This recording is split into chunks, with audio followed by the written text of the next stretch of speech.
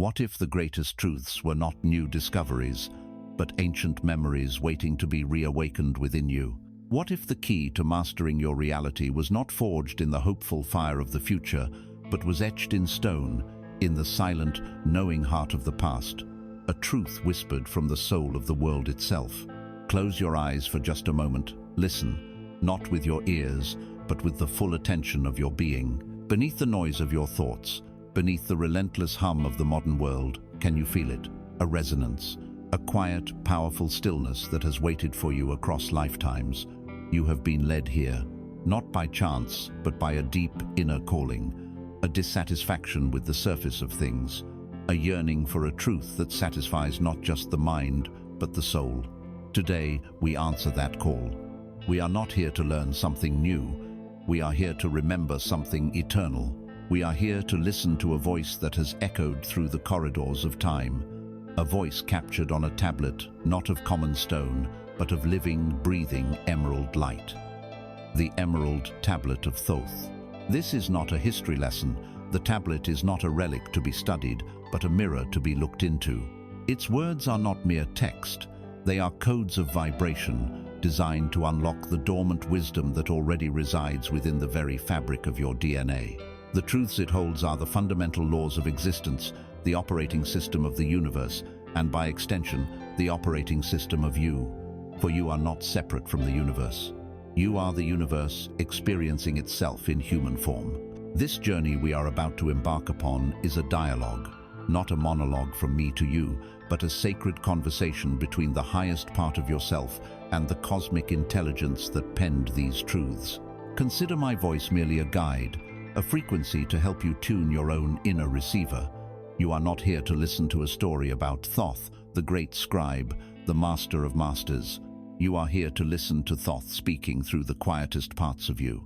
You are here to realize that the scribe, the tablet, and the wisdom are all facets of the one great consciousness that you are. So, let go of the day. Release the tension in your shoulders. Take a slow, deep breath and grant yourself this time. This is not an escape from your life. It is a deeper entry into it, an initiation, an awakening. Let us now open the door and step into the silent, luminous space where the Emerald Tablet speaks. We begin at the source, not a physical place, not a moment in time, but the very foundation of all that is, all that was, and all that ever will be. The first key, the first utterance from the silent tablet, is a statement so profound, so utterly reality-altering, that it has been hidden in plain sight for millennia. It is this: the all is mind, the universe is mental. Breathe that in. Allow it to bypass your intellect for a moment, the part of you that wants to dissect and analyze. Let the vibration of the words settle into your bones. The chair you are sitting on, the air filling your lungs, the faint sounds in the distance, the very device through which you are listening. Your senses tell you these things are solid, separate, real. They exist outside of you. This is the grand illusion we have all agreed to participate in. The first truth asks you to question this agreement. It invites you to consider that the entire cosmos, in its infinite complexity and breathtaking scope, exists within a consciousness that is as vast and limitless as space itself. It is a thought, a meditation, held in the mind of the all. Think of the most powerful dreamer you can imagine. A dreamer whose dreams are not fleeting phantoms of the night, but become tangible, textured realities. Now imagine that dreamer is the universe itself. The planets and the suns, the swirling galaxies and the silent, cold void between them are not just lumps of matter and gas governed by blind forces. They are ideas. They are concepts within a universal intelligence. The laws of physics are the rules of its thought. The unfolding of life is the narrative of its story. Everything is a manifestation of mind. This can feel abstract, a concept too large to grasp. So let us bring it into a more intimate form. Imagine the universal mind as a great, silent ocean. It is not an ocean of water, but an ocean of pure, undifferentiated potential, of being. It is perfectly still, perfectly whole, containing everything that could ever be. And from this ocean, a thought arises, a desire to know itself, and with that thought, the ocean stirs. a single gentle ripple forms on its surface. That ripple is a galaxy. Another ripple becomes a star. Another becomes a planet. And on that planet, the ocean of mind continues to express itself, rising into the forms of mountains, trees, animals, and eventually into you. You have been taught that you are a single drop, a fragile life, lost in the vastness of this cosmic sea. You have been made to feel small, temporary, and separate. The first truth is here to correct this profound misunderstanding. It is here to tell you, you are not the drop. You are not even the wave. You are the entire ocean, expressing and experiencing itself through the focused lens of a single, beautiful, temporary wave. The same consciousness that holds the stars in their courses is the very consciousness that is looking out through your eyes at this exact moment. The substance of the ocean and the substance of the wave are one and the same. There is no separation. There never was. This is where the ancient wisdom moves from cosmic philosophy to life-altering practice. If the all is mind, and you are an inextricable part of the all, then your mind is a fractal of the universal mind. You are a center of divine consciousness. Your personal reality, the world you experience day in and day out, is therefore also mental. It is a projection. Imagine your mind is a projector, and the world you see is the screen. We spend our lives running up to the screen, trying to scrub away the images we don't like. We fight with the shadows. We get angry at the villains in our movie. We desperately try to cling to the beautiful scenes. We exhaust ourselves trying to rearrange the pixels on the screen, feeling like victims of the story being shown. But all along, we have been sitting in the projection booth. We are the ones who chose the film. The images on the screen of your life are direct reflections of the slides, the beliefs, the assumptions, and the vibrations held within your own consciousness. The feeling of being stuck is not a condition of your circumstances. It is a condition of your mind, a thought held so tightly that it has crystallized into a perceived reality. The persistent lack you may feel is not a statement about the world's resources. It is a reflection of a mental state of scarcity. The recurring patterns in your relationships are not bad luck. They are the echoes of a core belief you hold about love, worthiness, or connection, projected outwards. The world is not doing something to you. The world is responding from you. It is a perfect, non-judgmental mirror, reflecting your own mental state with flawless accuracy. This is an immense responsibility, but within it lies the key to ultimate freedom. For if you are the cause, you can change the effect. You can stop fighting the shadows on the screen. You can turn your attention inwards, to the source, to the projector, to the thoughts you are thinking. This is the beginning of the great work, the work of the alchemist. Before you can transmute the lead of your life into gold, you must first understand that the lead itself is not a fixed, solid substance. It is an idea, a belief, a mental construct, and any construct of the mind can be dismantled and rebuilt by the mind. The first step is not to force change. It is not to wrestle your negative thoughts into submission. That is the way of struggle, the way of the screen. The first step is simply to watch, to become the silent observer of your own mental landscape. What are the thoughts that play on a loop in the background of your day? What are the core assumptions you hold about yourself, about others, about life? Do not judge them. Do not condemn them. Simply notice them, as you would notice clouds passing in the sky. In this simple act of witnessing, you begin to untangle your identity from your thoughts. You create a space, and in that space, a new choice becomes possible. You realize you are not the thought. You are the thinker of the thought. You are not the program. You are the programmer. This is the power that Thoth and the ancient masters understood. They knew that to change the world, you must first change the thought that created it. To heal the body, you must first address the mental blueprint from which it springs. To attract abundance, you must first cultivate a mind of abundance. The universe is not a collection of dead, material things. It is a living, breathing, thinking entity, and it is listening. It is not listening to your words of supplication, but to the silent, steady vibration of your core beliefs. It is constantly asking you, what do you hold to be true? And whatever your answer, given not in words but in feeling and conviction, the all says yes, and manifests it as your reality. So we stand at the first gateway. We hold the first key. All is mind. The universe outside is a reflection of the universe inside. The solidity of your world is simply the firmness of the beliefs you hold about it. Let this sink in. Let it challenge you. Let it frighten you a little. And then let it empower you. Because the moment you truly accept this, you cease to be a pawn in the game of life. You become a conscious player. But a question naturally arises.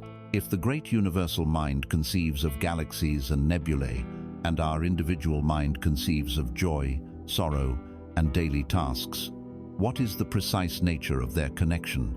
How does the vastness of the cosmic thought translate into the specifics of our human life?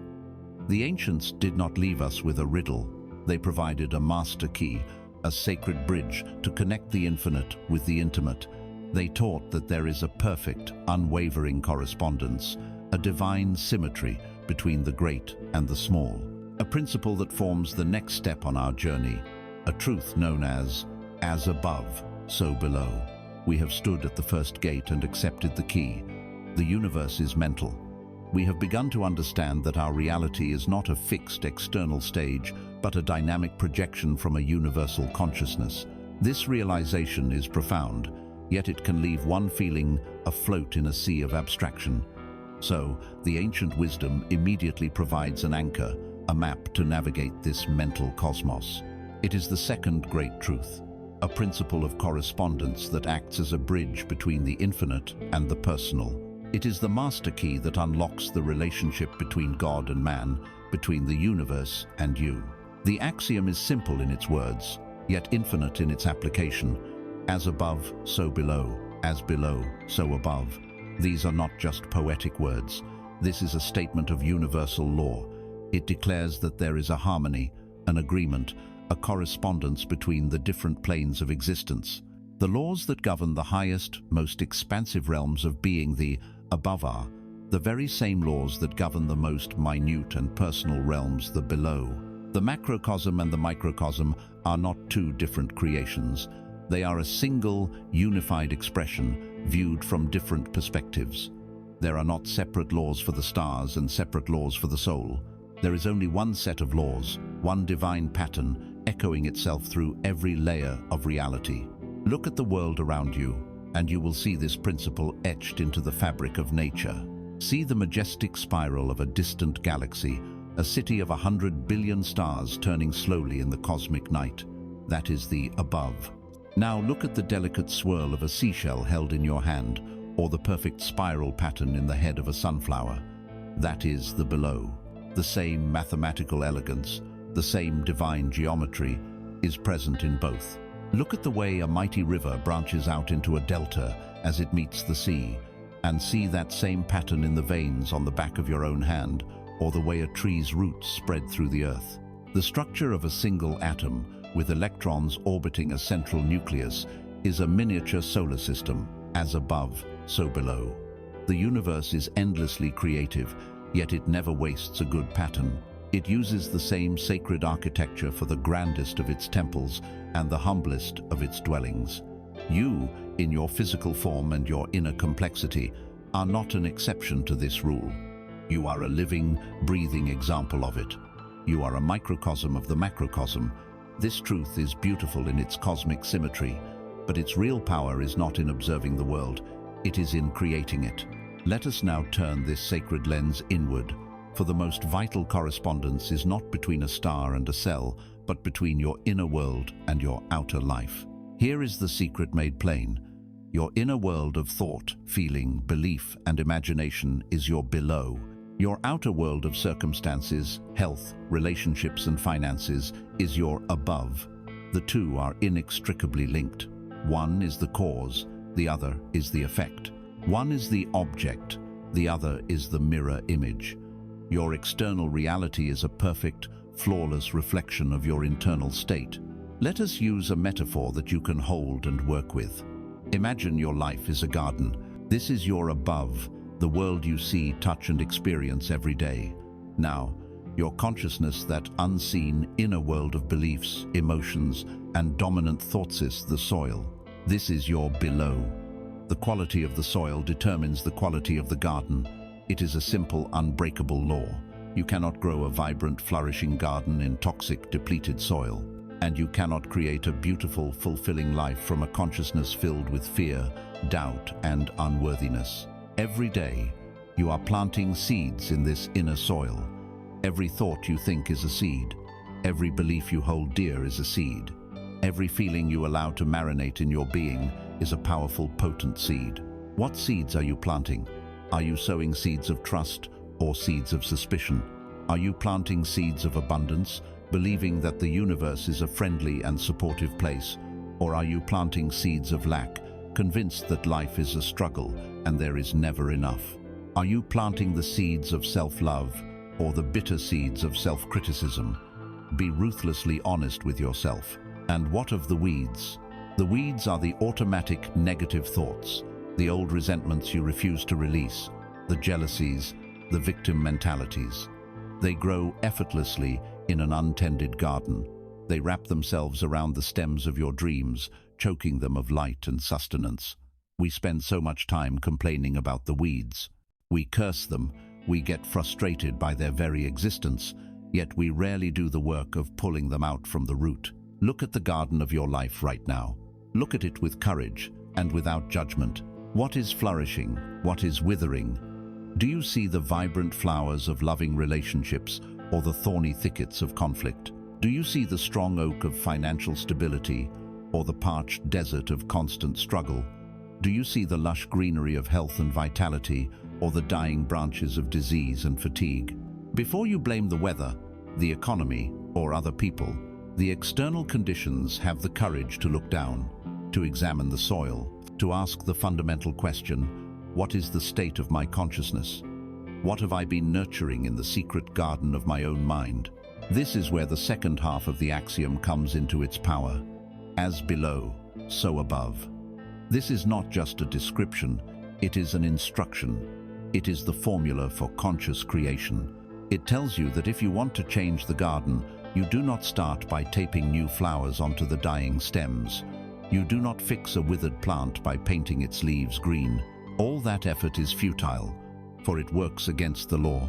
The work, the real work, the only work that matters, is done below. You must tend to the soil. How do you do this? You begin by pulling the weeds. You become a vigilant guardian of your mind. And when you see a thought of fear, doubt, or limitation begin to sprout, you gently but firmly pull it out. You do not fight it, you simply acknowledge it and remove it. You replace it with a better feeling thought. You then begin to consciously plant the seeds you do want to grow. You plant them through affirmations, not as empty repetitions, but as statements of a truth you are choosing to adopt. You water these seeds with the powerful emotion of faith, by feeling how it would feel to see that seed fully grown. You feel the gratitude for the harvest before it has even broken through the surface. You tend to this inner garden with the sunlight of your focused attention. This is the alchemical work. It is quiet. It is internal. No one else may see you doing it, but it is the most powerful work in the universe. To change your life, you change your mind. To heal your body, you heal your beliefs about it. To transform your world, you transform yourself. Your above must, by law, follow the changes you make in your below. The mirror must reflect the new face you present to it. Therefore, cease the struggle with the world outside. The world is but a shadow. Do not fight with shadows. Turn toward the light that is casting them, which is the light of your own consciousness. Understand this correspondence, and you will never again feel like a victim of circumstance. You will know that your life, in this very moment, is a perfect feedback system, a divine mirror showing you exactly what is happening inside of you. If you don't like the reflection, don't try to break the mirror. Change what is being reflected. We have now established that our reality is a mental creation and that our inner world perfectly dictates the shape of our outer world. But what is the substance of this mental world? What is the energy that allows the seeds in our inner garden to sprout and take form? What is the force that animates this entire cosmic play of reflection? The answer lies not in form, but in essence. It is the invisible pulse that animates all of creation, from the largest star to the smallest thought. It is the realization that in this mental universe, nothing truly rests. Everything is in motion, everything is alive, everything vibrates. We have seen that our universe is a product of mind, and that our inner world is a perfect reflection of our outer world. We now arrive at the engine that drives this entire creation. We come to the third great Hermetic principle, the law that explains the very dynamism of life itself. It is the active force behind the mental creation and the correspondence we have just explored. The principle is this: nothing rests, everything moves, everything vibrates. Take a moment and feel into the illusion of stillness. The floor beneath you, the walls around you, the object you might be holding in your hand, they all seem solid, stable, inert. They appear to be at rest. This is one of the most profound deceptions of our limited human senses. The ancient sages, without the aid of microscopes or particle accelerators, knew through deep intuition what our science has only recently confirmed. There is no such thing as rest in the cosmos. At the atomic and subatomic level, the chair you are sitting on is a whirlwind of ceaseless motion, a frantic dance of electrons, a storm of energy contained in a field. That seemingly solid rock is a universe of vibration, a chord of energy being played at a very, very low and dense frequency. Stillness is not a reality. It is simply a vibration that is too slow or too fast for our senses to perceive. Everything is in motion, from the slowest oscillation of a mountain range over millennia to the rapid pulse of a hummingbird's wings to the almost instantaneous flash of a neuron firing in your brain. The entire spectrum of existence is a continuum of vibration. Think of it as a vast cosmic keyboard. At the lowest end, you have the dense, slow vibrations of what we call physical matter. As the frequency increases, you move through the realms of sound, then light and color, each hue a different vibrational rate. And beyond that, at frequencies so high they become impossibly subtle, you have the realm of thought, of emotion, of consciousness itself. The profound secret here is that the difference between a stone, a sound, and a thought is not a difference in substance, but only a difference in vibration. They are all manifestations of the one single energy, the one universal mind, expressing itself at different levels on this cosmic keyboard. A thought of fear is as real an energy as the stone you can hold in your hand. It simply vibrates at a much higher and more fluid rate. A feeling of pure, unconditional love is the highest frequency a human being can emit, a vibration so powerful it can alter the physical reality around it. This is not poetry, it is physics, the physics of the soul. Let us now embrace the central metaphor for this principle. The universe is not a silent mechanical clockwork, it is a living, breathing symphony, an infinite, ongoing symphony of vibration. The music of the spheres, spoken of by Pythagoras, was not a fanciful myth, it was a literal description of reality. Every star sings its own note, every planet holds a specific chord, every galaxy contributes a movement to this grand cosmic composition. And you are not merely a passive listener in the audience. You are a critical and unique instrument in this orchestra, and you are also the conductor of your own personal symphony. Your physical body itself is a complex orchestral piece, a collection of trillions of cells, each vibrating at its own frequency, all ideally working in harmony to create the overall frequency of health and vitality. When a section of the orchestra plays out of tune through poor nutrition, stress, or injury, it creates dissonance, which we experience as disease. Healing, then, is the process of restoring harmony, of bringing those cells back into their correct, natural vibration. But the most powerful music you create is not from your body, but from your being. Your emotions are the notes and melodies you play moment by moment. Think of the emotions you have felt today. The dull, heavy thud of disappointment or sadness that is a low, slow, dense vibration. The jarring, chaotic noise of anger or frustration that is a discordant, grating frequency. Now, think of the feeling of genuine joy, of laughter, of a heart full of gratitude. Can you feel the difference? It is a sensation of lightness, of expansion, of coherence. It is a high, beautiful, harmonious note. That feeling of deep, quiet peace you might find in nature or in meditation. That is the resonant hum of your being aligning with the core vibration of the universe itself. Your thoughts are the sheet music, the score from which you are playing. If your mind is constantly rereading a score of worry, lack, and self-criticism, then the emotional music you produce will inevitably be discordant and painful. You cannot play a beautiful melody from a score filled with angry, fearful notes. This brings us to one of the most misunderstood concepts of our time, the law of attraction. Stripped of all its modern marketing, the law of attraction is simply the law of vibration in action. It is more accurately called the law of resonance. The principle is simple: like attracts like. This is not a mystical wish, it is a fundamental property of energy. If you strike a tuning fork pitched to the note of C, another C tuning fork across the room will begin to vibrate in sympathy, while a G tuning fork will remain silent. It can only respond to the frequency that matches its own nature. You are a human tuning fork, constantly broadcasting a signal into the quantum field of all possibilities. That signal is the sum total of your dominant vibrations, your core beliefs, your habitual emotions. When you consistently vibrate with the feeling of lack, frustration, and victimhood, you are broadcasting the frequency of lack. The universe, which is a field of infinite potential, must, by law, bring you people, circumstances, and events that resonate with that frequency of lack. It is not punishing you. It is simply matching your note. When you learn to consciously and deliberately cultivate the feeling, the vibration of what you desire, everything changes. You don't get what you want by merely thinking about it. You attract the reality that matches your being.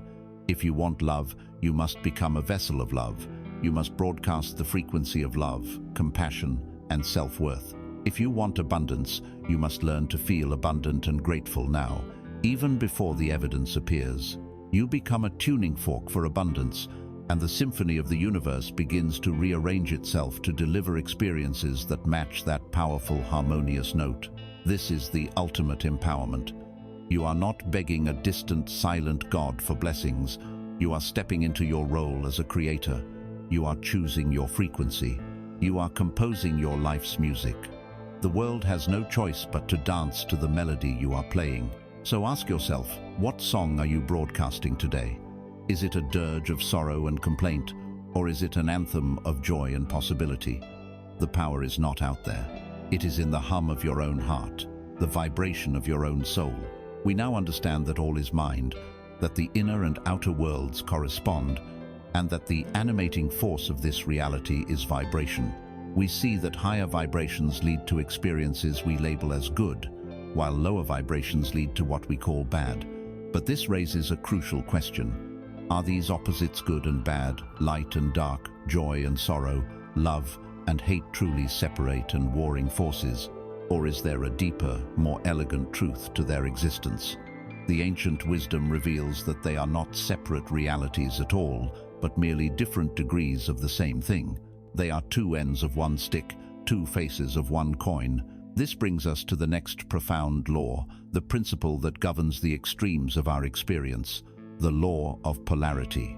We have journeyed through the understanding that our universe is a living mind, that our inner and outer worlds are perfect reflections, and that the animating force of all creation is vibration. And in this vibrational reality, we have noted the existence of high and low frequencies, which we experience as joy and sorrow, success and failure, love and hate. Our human experience is defined by these apparent opposites. We spend our lives chasing one and fleeing the other, locked in a constant struggle, a battle between the light and the dark within us and without. But what if this battle is based on a misunderstanding? What if the two warring armies are, in fact, soldiers of the same king, wearing different uniforms? The fourth great Hermetic principle offers a profound resolution to this conflict. It is a key that unlocks the paradox of opposites. Everything is dual, everything has poles, everything has its pair of opposites. Like and unlike are the same. Opposites are identical in nature, but different in degree. Let this paradoxical statement wash over you. Opposites are identical in nature. How can this be? Our entire logic is built on their separation. Let us begin with simple, undeniable examples to grasp this radical truth. Consider heat and cold. Are they two distinct, separate phenomena? Science tells us no. There is no such thing as absolute cold. Cold is merely a word we use to describe a lower vibration of the one thing called temperature. Heat and cold are not enemies. They are two poles of a single continuum. Where does hot end and cold begin? The line is completely arbitrary, defined only by our own perception and agreement. Consider light and darkness. We speak of darkness as if it were a substance, an invading force. But darkness has no substance of its own. It is simply the absence of light. You cannot add darkness to a room. You can only remove light. They are two poles of a single spectrum of illumination, differing only in degree. The same is true for large and small, fast and slow, quiet and loud. They are not separate things. They are relative terms on a single scale of measurement. Their opposition is an illusion created by our limited perspective. Now, we must be brave and apply this same logic to the opposites that truly define our emotional and spiritual lives. This is where the principle moves from a curious observation into a tool of immense power for personal alchemy. Imagine that every spectrum of experience is a long staff. One end is labeled with a quality, and the other end is labeled with its apparent opposite. The staff itself represents the one, unified energy. Let us first pick up the staff of fear and courage. We are taught to despise fear and admire courage, as if one is a poison and the other an antidote. The law of polarity reveals they are not two different things. They are the two ends of the very same staff. Fear is a state of consciousness at one pole. Courage is a state of consciousness at the other. The person consumed by fear is holding the same energy as the hero.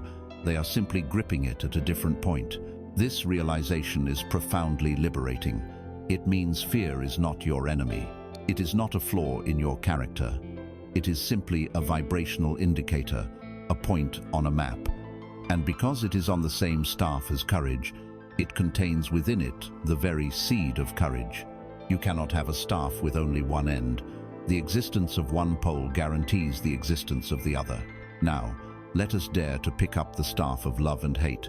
This is perhaps the most challenging polarity to comprehend. How can these two be the same in nature? The Hermetic masters taught that the true opposite of love is not hate, it is apathy. Apathy is the absence of the staff altogether, a state of complete energetic disconnect.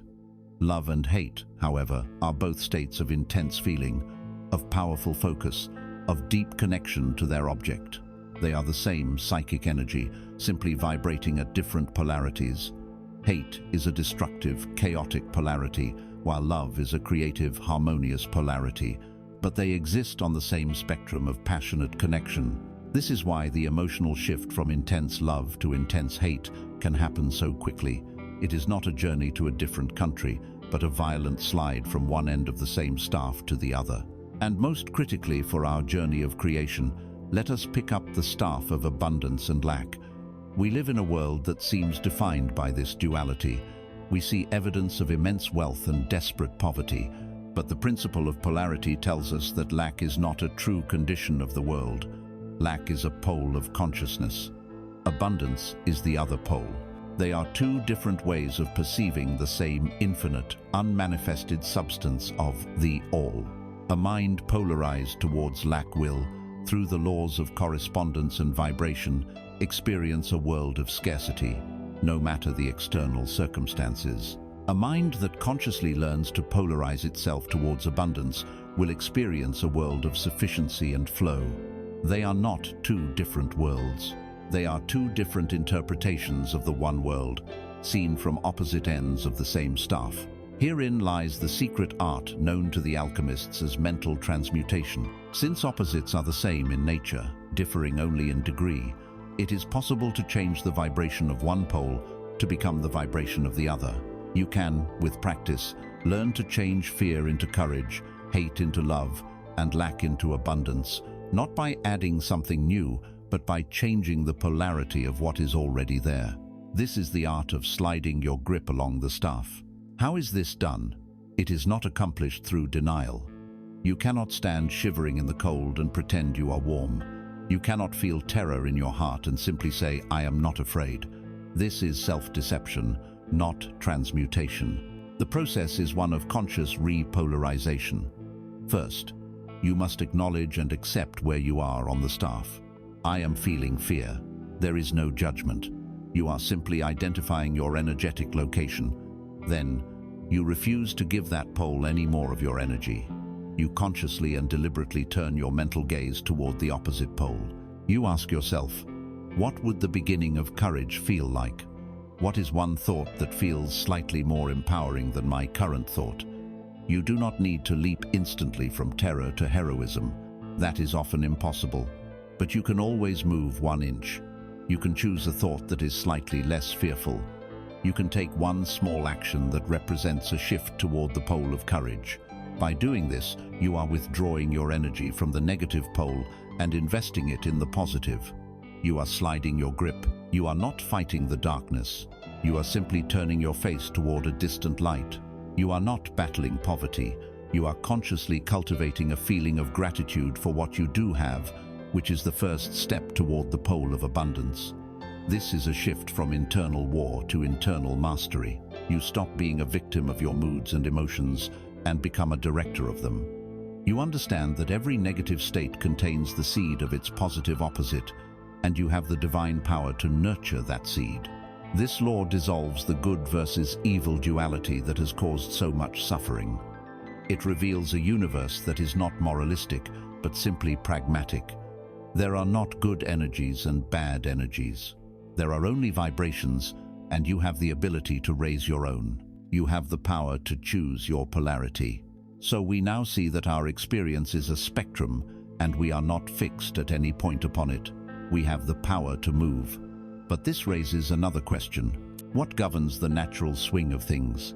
Why do our lives and the world around us seem to move in cycles, swinging from one pole to the other, from joy to sorrow, from success to failure, from building up to tearing down, often without our conscious will? It is as if there is a cosmic pendulum, a universal tide at play. And there is. This brings us to the next great law, the principle that governs the inevitable ups and downs of life, the principle of rhythm. We have explored the mental nature of our universe, the perfect correspondence between the inner and outer, the vibrational essence of all things, and the polarities that define our experience. We now arrive at a law that governs the very movement of life, the pulse that beats throughout existence. This is the principle that explains the cycles of success and failure, of joy and sorrow, of building up and tearing down. It is the fifth great Hermetic truth. Everything flows, out and in. Everything has its tides. All things rise and fall. The pendulum swing manifests in everything. The measure of the swing to the right is the measure of the swing to the left. Rhythm compensates. Look around you and within you. This law is not hidden. It is the most observable of all the principles. It is in every breath you take, the inflow and the outflow. It is in the beating of your own heart, the contraction and the release. It is in the cycle of the sun, rising to its zenith at midday and falling into the darkness of night. It is in the turning of the seasons, from the outward explosion of life in spring and summer to the inward retreat and rest of a long, quiet winter. It is in the tides of the ocean, relentlessly pulled toward the shore and just as relentlessly drawn back into the deep. This rhythm is inescapable. It permeates every aspect of being. History itself follows this law. Empires rise to glorious heights, only to crumble and fall. Economies experience periods of boom and expansion, inevitably followed by periods of bust and contraction. Even the stars are born in fiery splendor, live for billions of years, and then collapse back into themselves. To be alive is to be part of this cosmic dance, this universal ebb and flow. And yet, it is our greatest source of suffering. Why? Because we have been taught to fight it. We celebrate the inflow, the rising tide, the swing to the right, and we fear, resist, and despair at the outflow, the ebbing tide, the swing to the left. We want a life of constant summer, of a tide that is always high. But this is to demand that the universe break its own most fundamental laws. It is a recipe for perpetual frustration. Let us use the master metaphor for this principle, the pendulum. Imagine your life, your moods, your fortunes, as a great pendulum. When you experience a period of great success, of vibrant health, of deep joy, the pendulum is at the peak of its swing to one side. But the law of motion dictates that for every swing in one direction, there must be an equal and corresponding swing in the other. The energy gathered in the upswing is precisely what fuels the downswing. The higher the joy, the deeper the potential for sorrow. The greater the success, the more profound the potential for failure.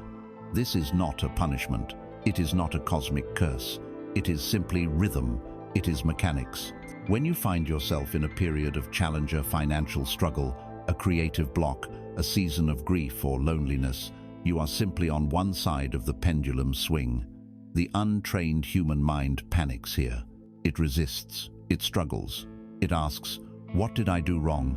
Why is this happening to me?"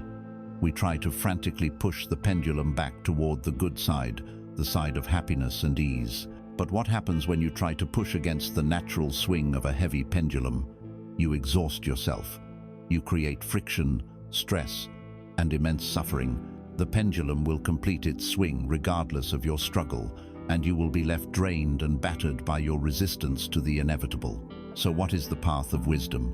What did the masters who understood this law do? They did not try to stop the pendulum. They knew this was impossible and foolish. Instead, they learned to apply a higher law to overcome the effects of the lower one. They learned the art of neutralization. The sage learns to find the still point, the point of equilibrium, at the center of the pendulum swing, and to rest their consciousness there. They cultivate an inner state of equanimity, a deep, unshakable peace that is not dependent on external circumstances. They build a sanctuary within themselves that is untouched by the swinging of the pendulum. From this place of neutrality, they can observe the swing to the left into sorrow and the swing to the right into joy, without being violently thrown about by either. They experience the rhythm of life without becoming a slave to it. This is the purpose of true meditation. It is not about stopping thoughts. It is about finding the still point from which you can watch the pendulum of your own mind swing between thoughts of happiness and sadness without identifying with either. You experience failure, but you know, in your still center, I am not this failure. You experience immense joy, but you know, I am not this joy either. You are the silent, aware presence that witnesses the entire swing. By refusing to be fully identified with either pole, you rob the swing of its power over your soul. There is practical wisdom here for navigating the tides of your life. When you find yourself in the inevitable low tide, the period of contraction, rest, or challenge, the wise response is not to fight, but to use it. This is the winter of your life. You do not curse the winter for not being the summer. You understand its purpose. Winter is for introspection. It is for rest. It is for healing. It is for gathering strength. It is a time to let the ground of your being lie fallow, to integrate the lessons of the last harvest, and to allow the hidden roots to grow deeper. To resist this period of rest is to ensure you will be too tired to take advantage of the coming spring. Embrace the quiet, the retreat, the stillness. Know that it is not an end. It is the necessary preparation for the next rising tide.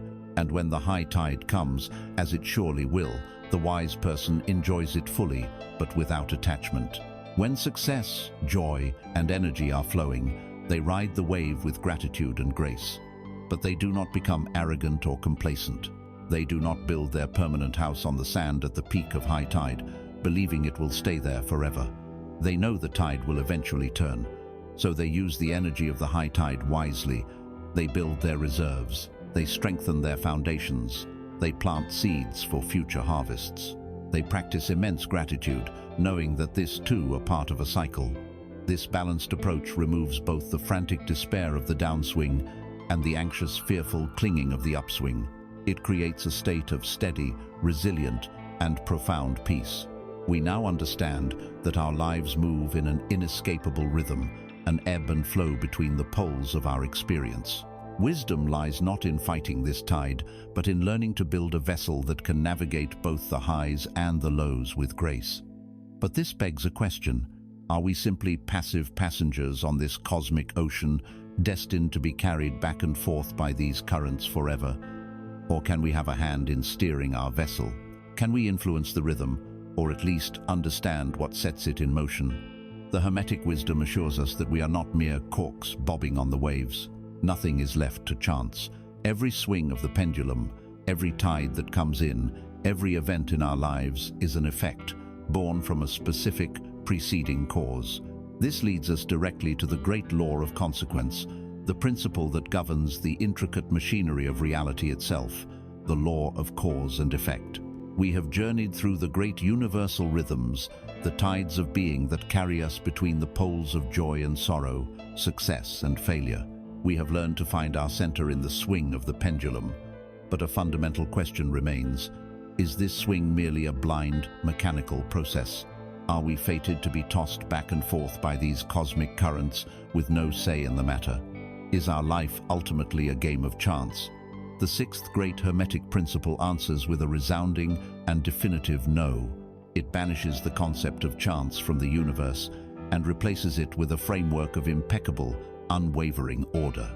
The law is this: every cause has its effect, every effect has its cause, everything happens according to law. Chance is but a name for a law not recognized. There are many planes of causation, but nothing escapes the law. Let us dismantle the illusion of luck. In a universe that is a manifestation of a supreme, orderly mind, there can be no room for accidents. Chance, luck, coincidence.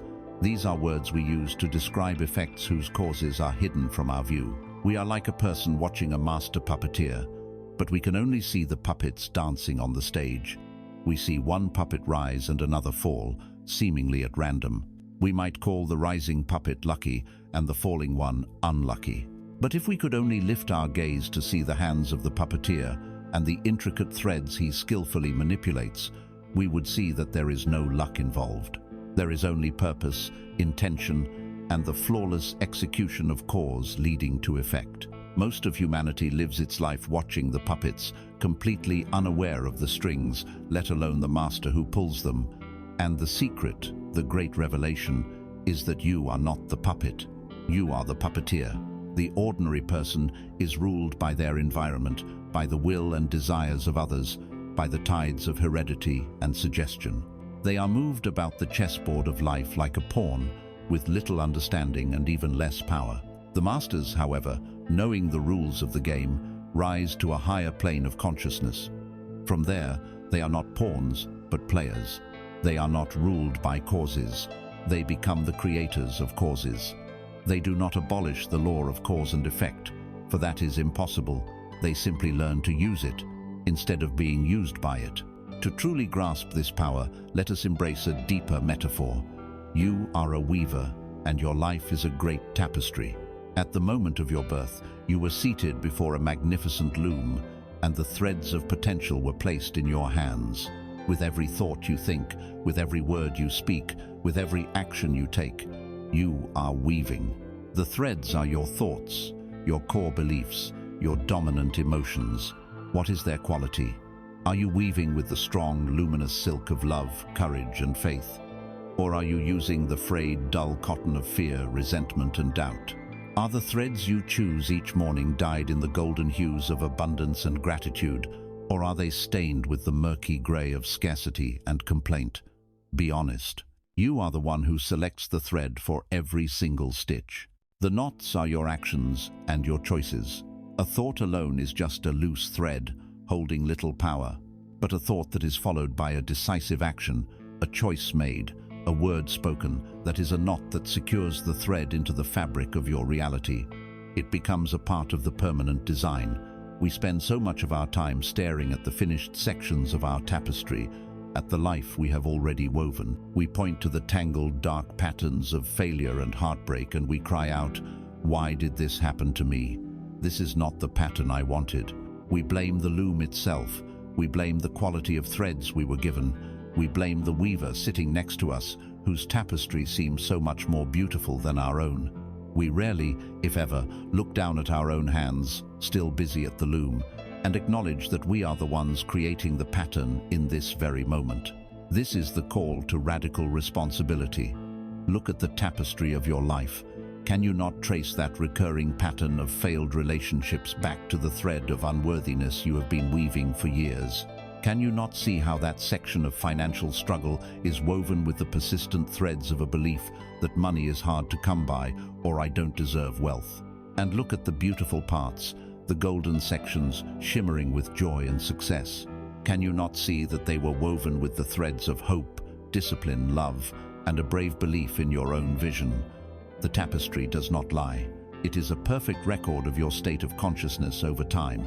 The most glorious news in the entire universe is this: the tapestry is not finished. You are still at the loom. You can change the entire pattern, starting right now, in this very moment. You do not change it by trying to unpick the old knots. The past is woven. You change it by choosing a different thread right now. If you have been weaving with fear, you can consciously choose the thread of faith. If you have been weaving with resentment, you can, through an act of supreme will and grace, choose the thread of forgiveness. And with that new thread, you make a new knot. You take a new action, and the pattern begins to change. At first, the change is small, just one new stitch. But as you continue to choose the new threads, a new pattern will begin to emerge, more beautiful and more aligned with the truth of who you are. The masters understand that there are different planes of causation. Most people operate on the physical plane alone. If they want more money, an effect, they simply try to work more hours, a physical cause. But this is like trying to change the tapestry by working the loom faster, while still using the same old grey threads of lack. The result is just a larger section of the same ugly pattern. The sage, however, works on a higher plane of causation. They go to the mental plane. Instead of just working more hours, they work on changing their core beliefs about wealth. They meditate on abundance. They practice gratitude. They change the cause within their own consciousness. And by changing this higher cause, the effects on the physical plane begin to shift effortlessly.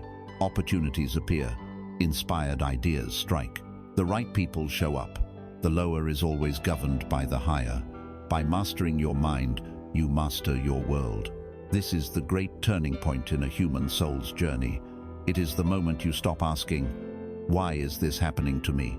and start asking, "What cause within me is creating this effect? And what new cause can I set in motion right now to create a new effect?" The first question is the question of the victim, the puppet.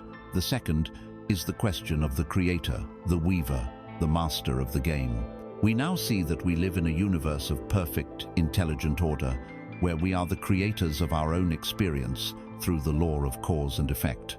We are the weavers of our own destiny. But what is the nature of the creative energy itself?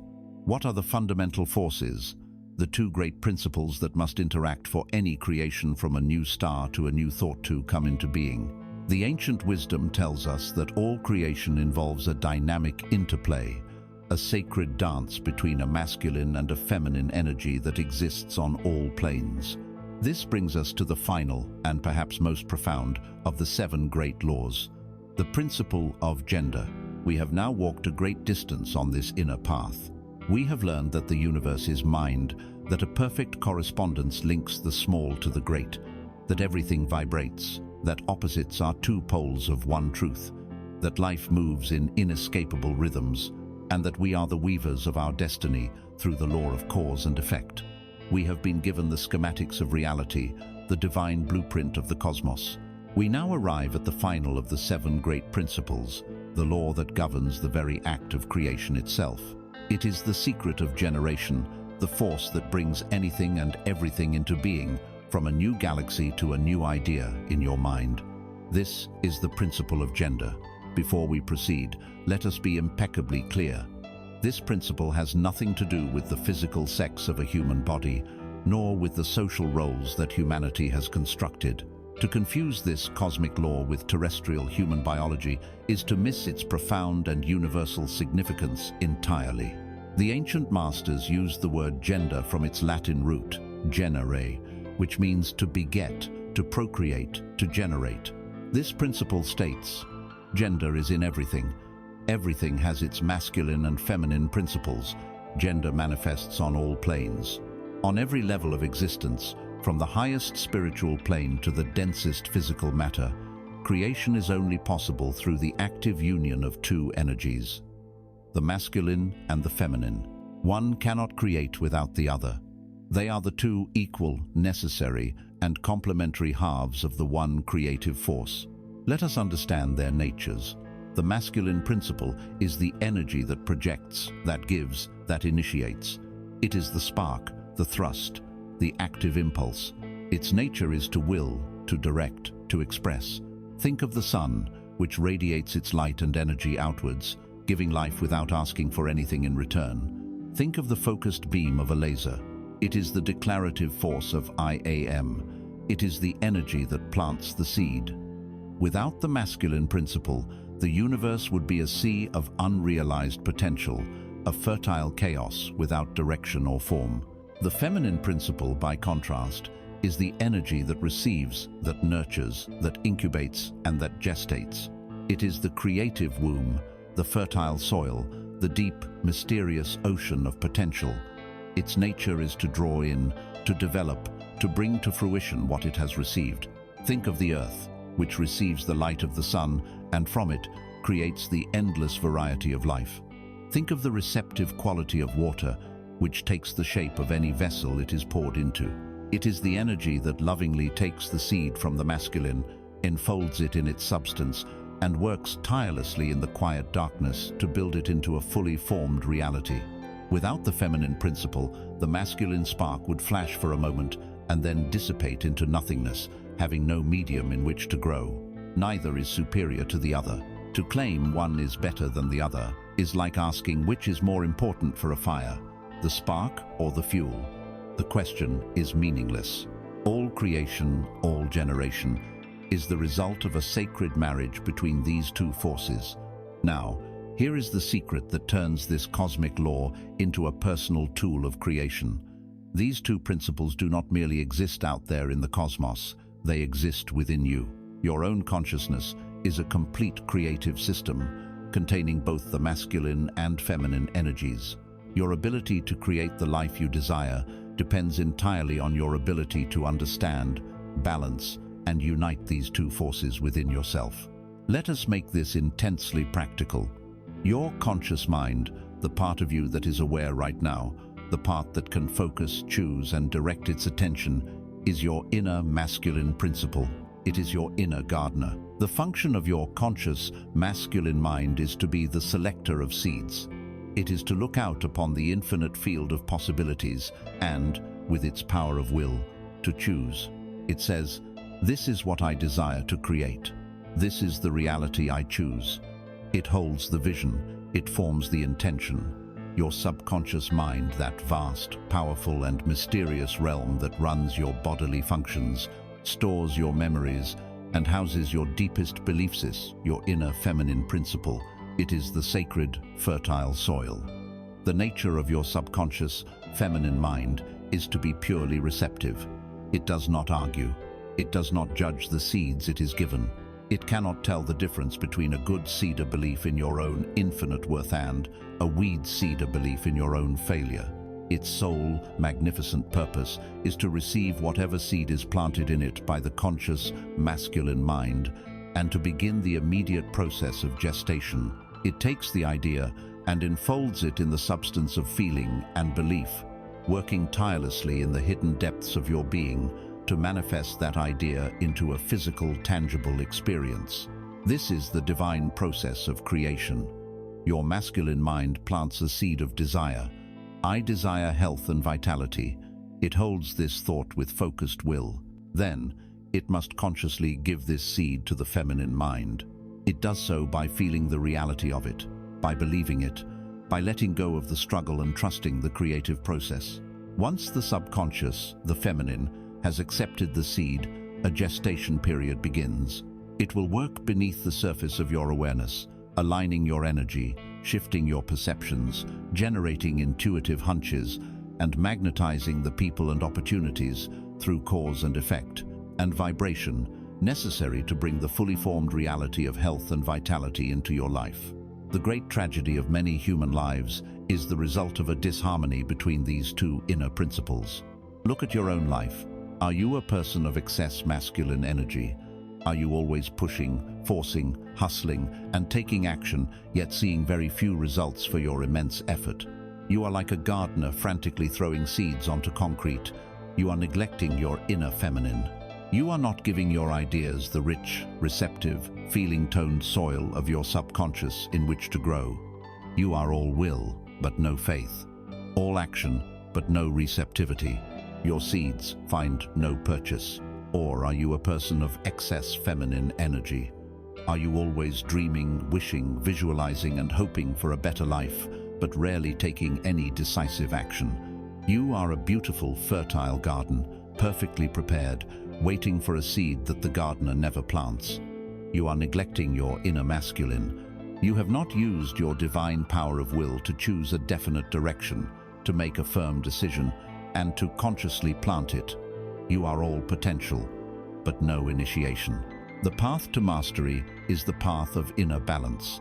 It is learning to be the wise gardener who uses his masculine will to choose only the highest quality seeds, thoughts of love, abundance, and courage, and who then uses his wisdom to prepare the feminine soil, to make it receptive and fertile through feelings of faith, trust, and gratitude. He plants the seed with a decisive act of will, and then he lets it go, trusting the feminine creative process to do its work. He does not dig up the seed every day to see if it is growing. He simply waters it with continued faith.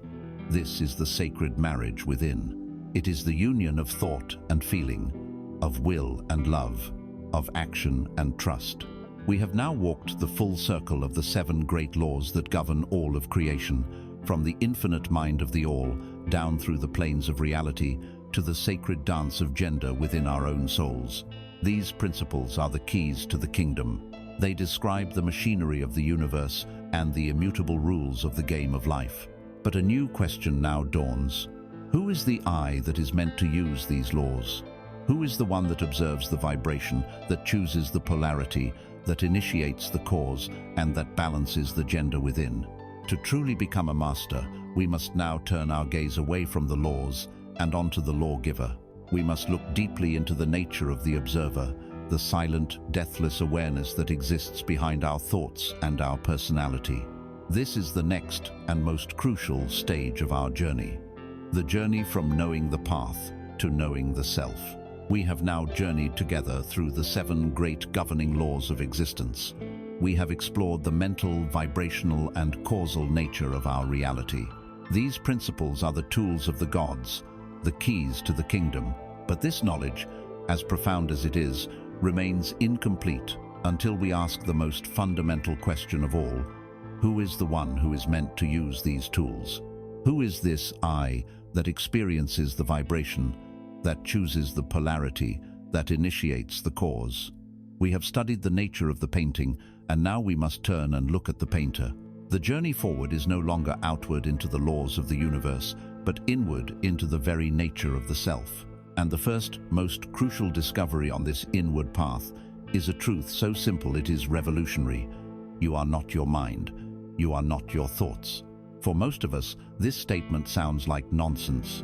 From the moment we awaken to the moment we fall into sleep, we are completely identified with the stream of thinking that flows ceaselessly through our consciousness. There is a voice in the head that never, ever stops talking. It narrates your life. It comments, it criticizes, it judges, it compares, it worries, it complains. It remembers past hurts and rehearses future anxieties. It is the restless roommate in your skull, and you have come to believe that this voice is you. This is the primary error, the case of mistaken identity that is the root cause of nearly all human suffering. This unobserved, incessant thinking mind is the unconscious weaver at the loom. It is the one generating the very vibrations we have spoken of. It is the one swinging violently between the poles of elation and despair. It is the one planting the seeds of cause, often without any conscious permission from you. We do not suffer from our life events themselves. We suffer from our mind's interpretation of those events, from the story the voice in our head is telling us about them. You are not distressed by the traffic jam. You are distressed by your thoughts about the traffic jam. I'm going to be late. This always happens to me. My day is ruined. The event is neutral. The thought story creates the suffering. The path to freedom, to peace, to becoming a true master of the laws begins with severing this identification. It begins with the simple but radical act of stepping back and observing the thinker.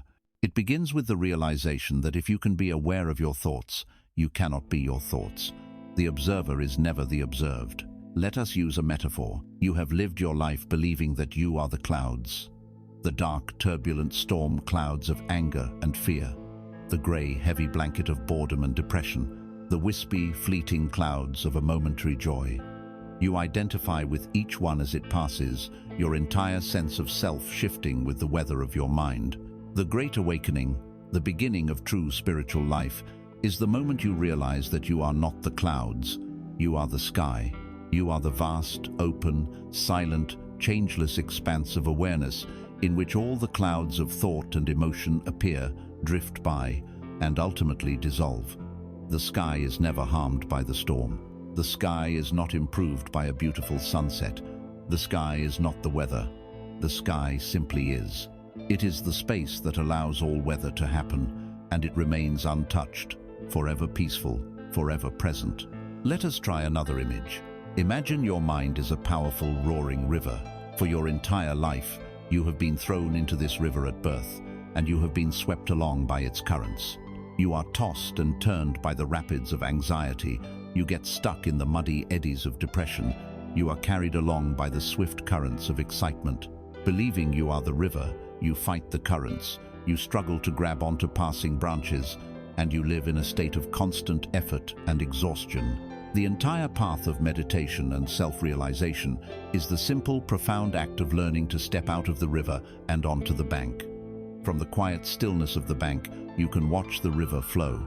You see it all, the logs of old memories, the churning white water of fear, the clear, calm stretches of peace, but you are no longer being carried away by it. You see that the river is an event happening within you, but it is not the totality of who you are. You are the silent watcher on the bank. This may sound abstract, but we can have a direct experience of it right now. Let us try a small experiment together. If you feel comfortable, allow your eyes to gently close. Take one deep, slow breath, and as you exhale, release the tension from your body. Now, for the next few moments, simply become a gatekeeper of your mind. Do not try to stop your thoughts. That is impossible. Just sit back and witness them.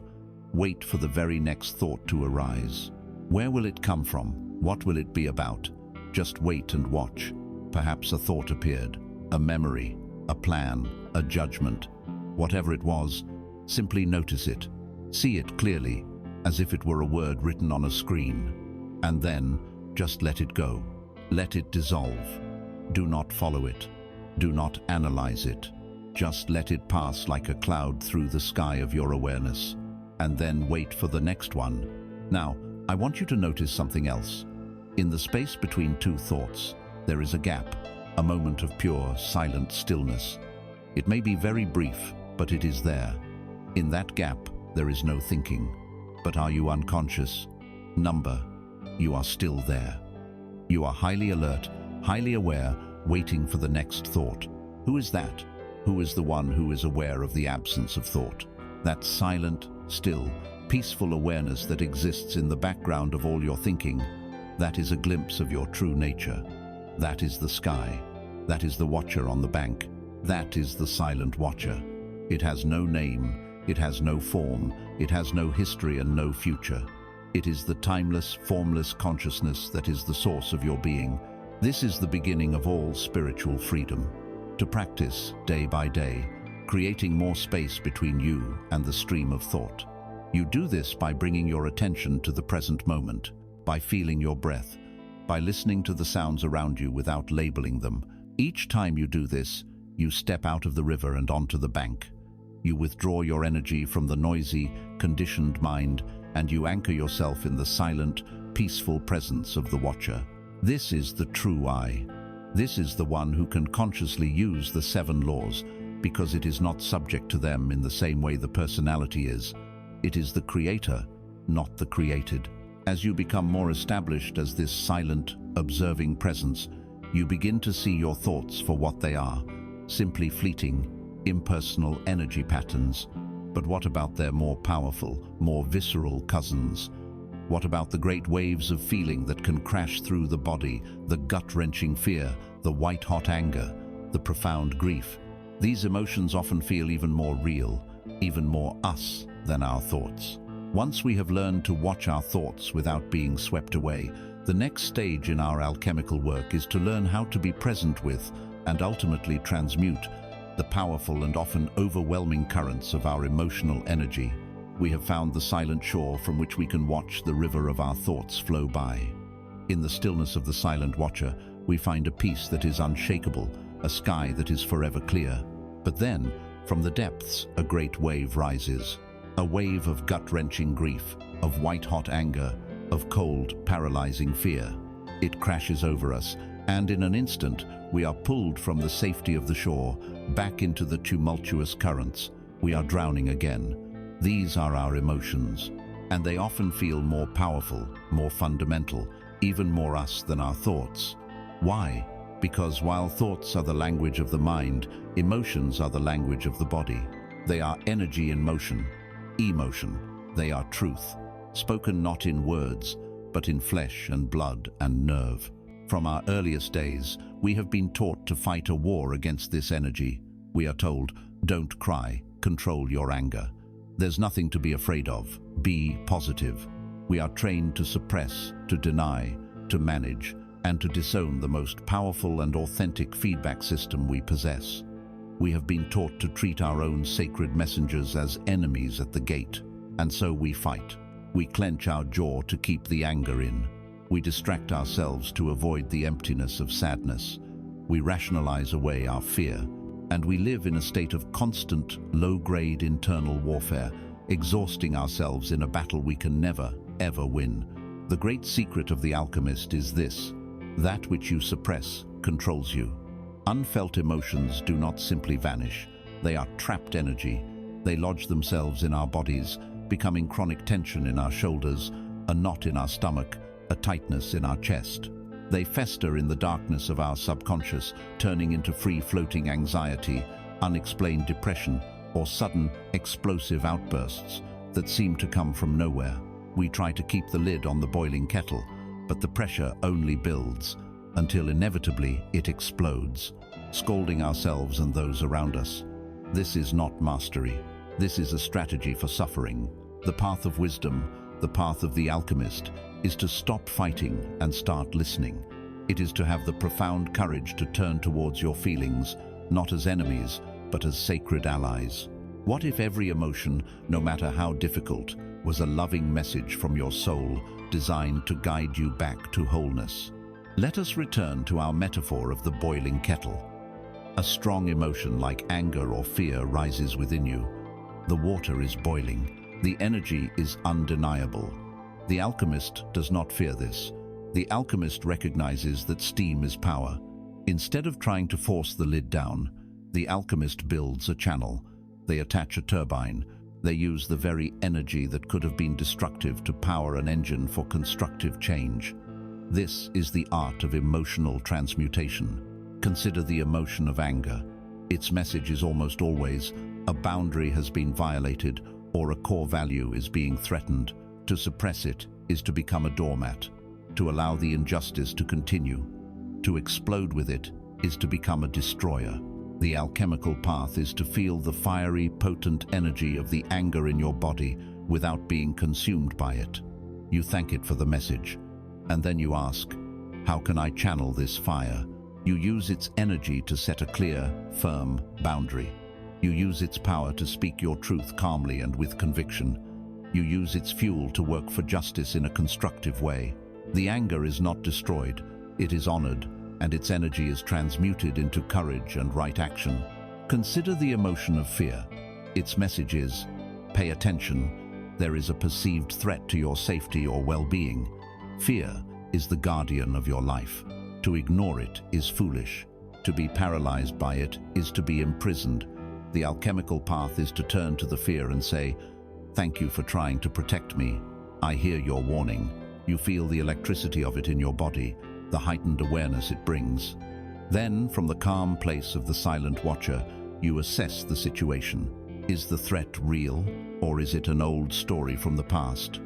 If it is real, you use the energy of the fear to take prudent, decisive action. If it is a phantom of the mind, you hold the frightened part of yourself with compassion until the energy settles. Fear is not a weakness. It is the raw energy that, when transmuted, becomes prudence, awareness, and immense courage. Even profound sadness and grief have a sacred purpose. Their message is, you have loved something deeply, and you have lost it. This must be honored. Our society rushes us through grief, telling us to get over it.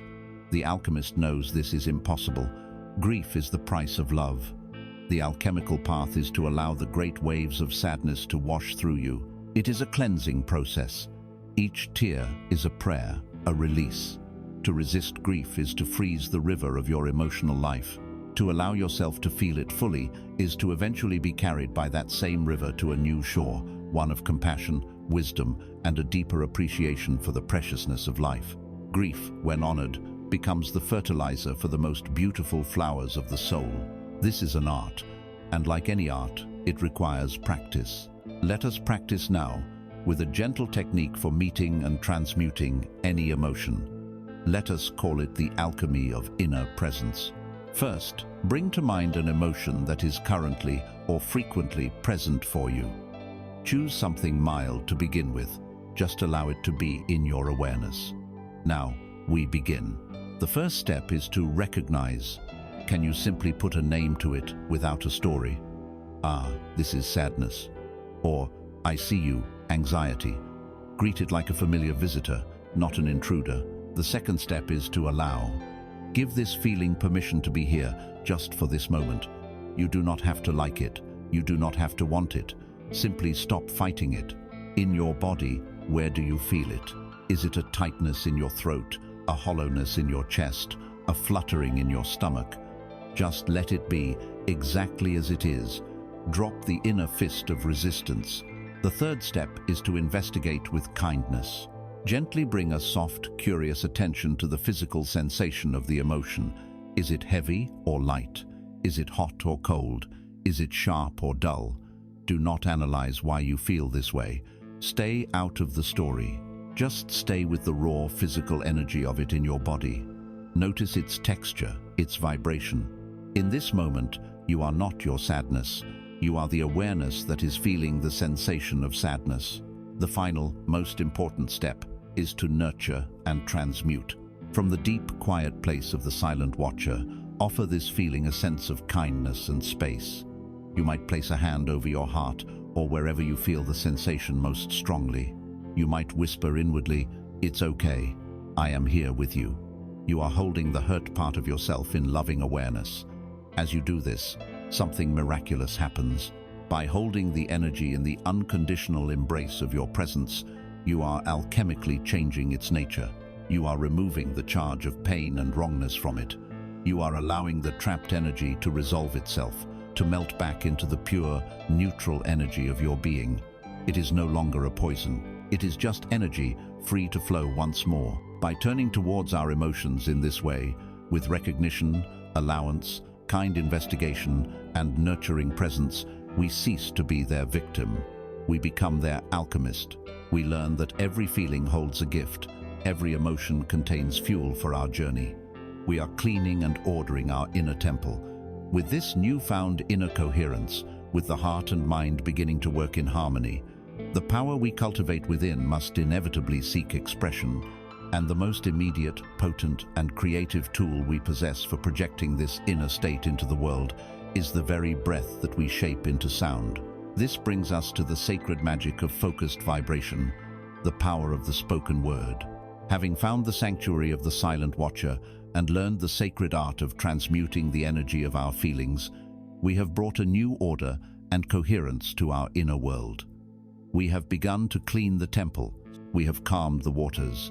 Now, we stand at the threshold between the inner and the outer, ready to take the next step.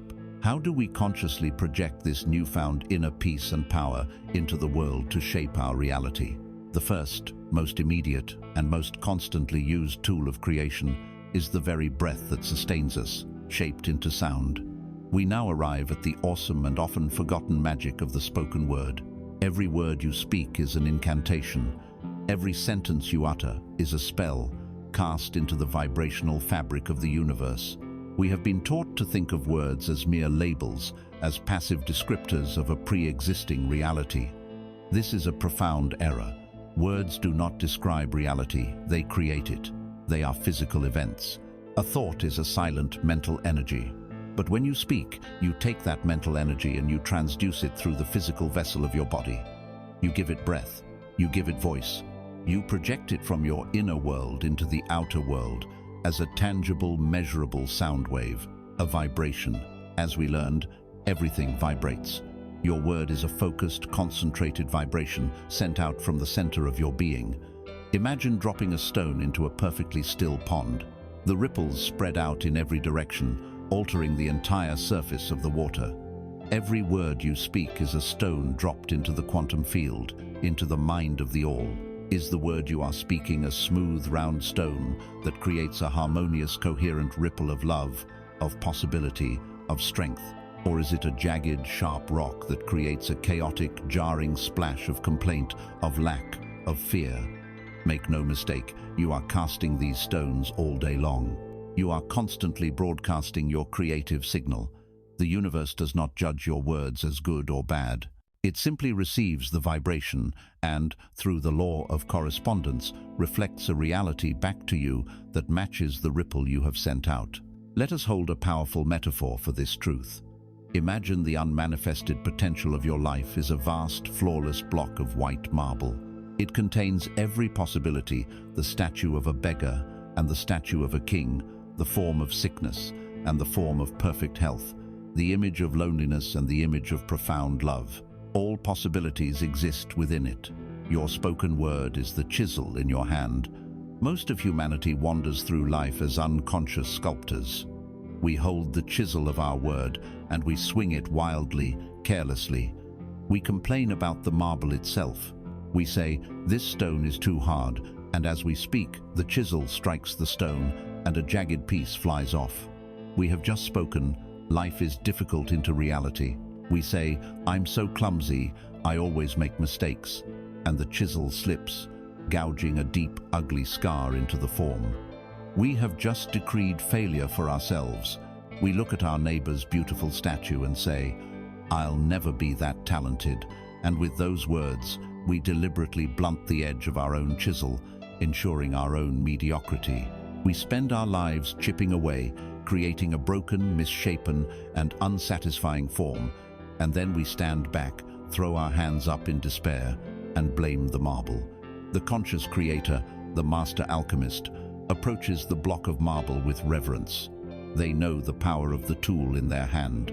They choose their words with the same precision and care that a master sculptor chooses each strike. Their words are not reactions to the stone. Their words are commands that shape the stone. They do not describe what is, they declare what shall be. They stand before the uncarved block and they speak their vision into existence. They say, "Within this stone, I see a masterpiece of health and vitality," and they begin to gently chip away everything that does not look like health. They affirm, "I have the skill and patience to bring this form to life." They use words of power, of possibility, of encouragement. They speak to the form within, calling it forth.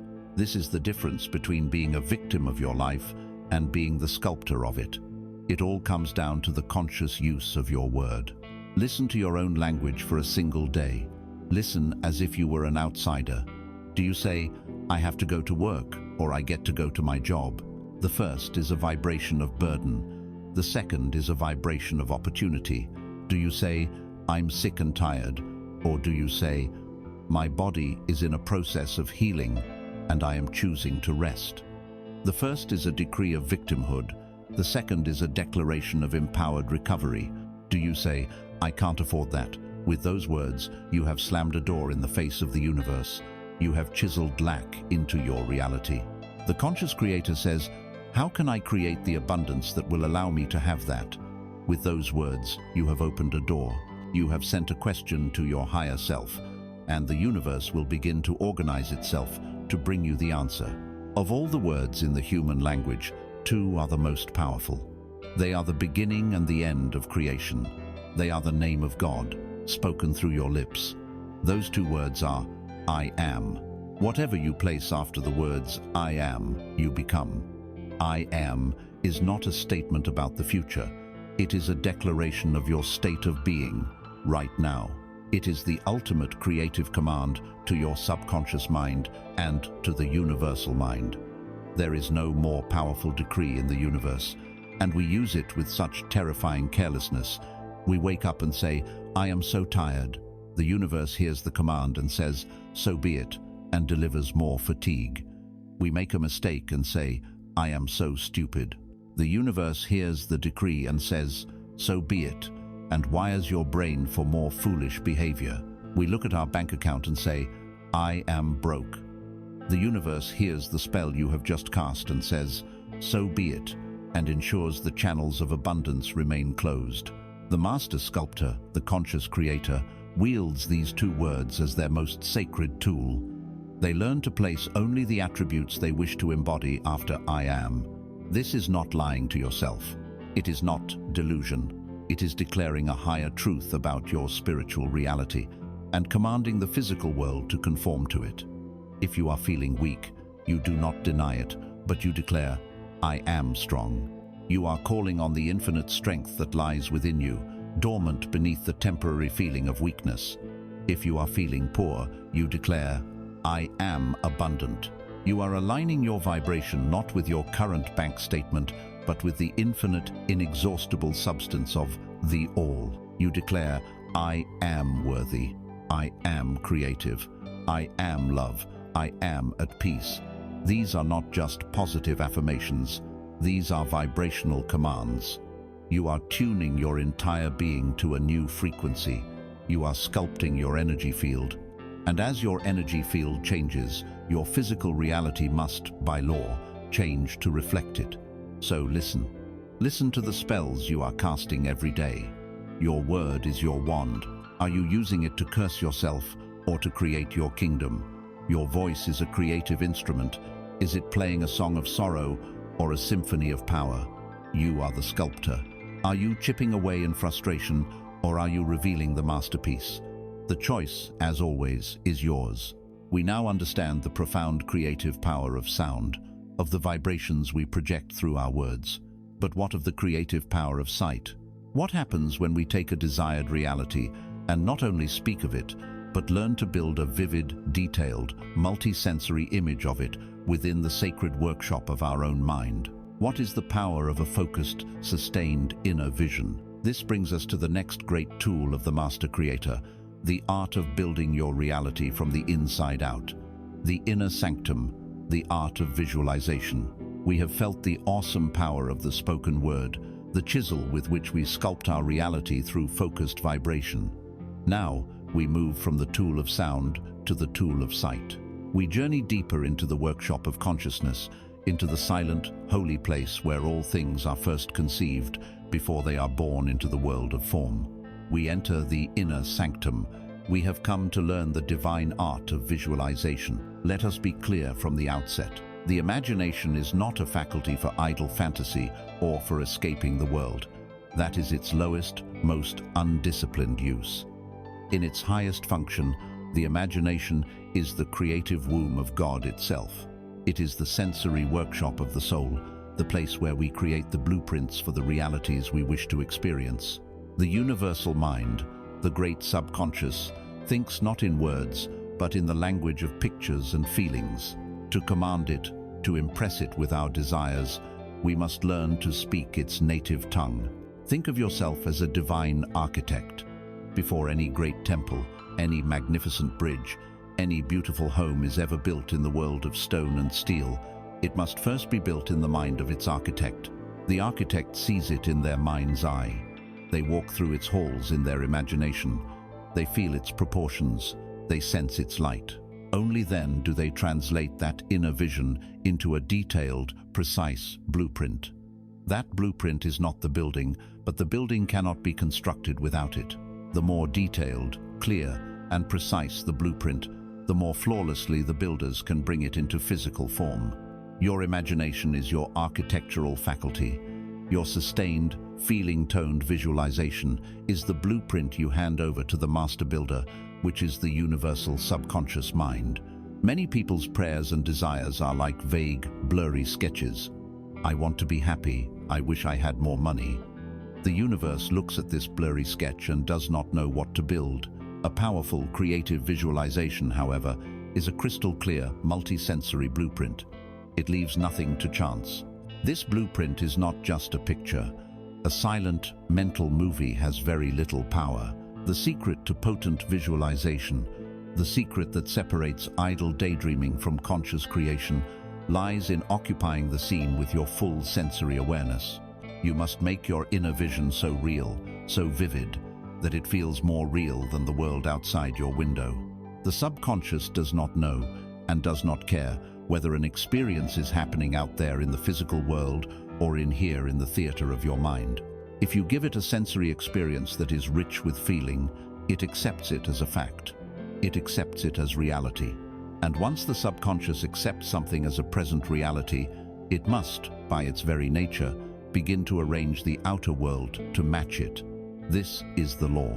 Once you create the vibrational equivalent of your desire within, the universe must assemble the physical equivalent without. You have created the cause on the higher, mental plane. The effect on the lower, physical plane must follow. You have drawn the blueprint. The builders must now get to work. So, let us learn how to draw a proper blueprint. Let us learn the art of prayer that is always answered. This is a practice, a skill to be developed, like any other. First, you must know exactly what you want. Not in general terms, but in specifics. Then, you must construct a short, simple scene, a single event, which would take place after your desire has been fulfilled. This is a crucial secret. You do not visualize the process of getting your desire. You visualize a scene which implies it is already a finished fact. For example, if your desire is a new job, you do not visualize the interview or the job offer. You visualize a short scene of yourself having a conversation with a dear friend a week after starting the new job. And you hear your friend say, "So, how are you enjoying the new position?" And you feel the genuine feeling of satisfaction as you reply, "It's wonderful. It's even better than I imagined." That scene implies that the job is already yours. It is a present moment reality.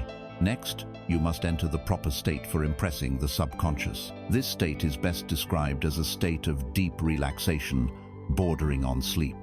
The moments just before you fall asleep at night, or just as you are awakening in the morning, are perfect. In this state, the conscious, analytical mind is quiet, and the door to the subconscious, the feminine creative principle, is open. Now, with your body still and your mind quiet, bring that short scene to your mind's eye. But do not watch it as if you were watching a movie on a screen. That is the error most people make. You must step into the scene. You are not watching yourself from a distance. You are seeing the world through your own eyes. You are the first-person actor in this drama.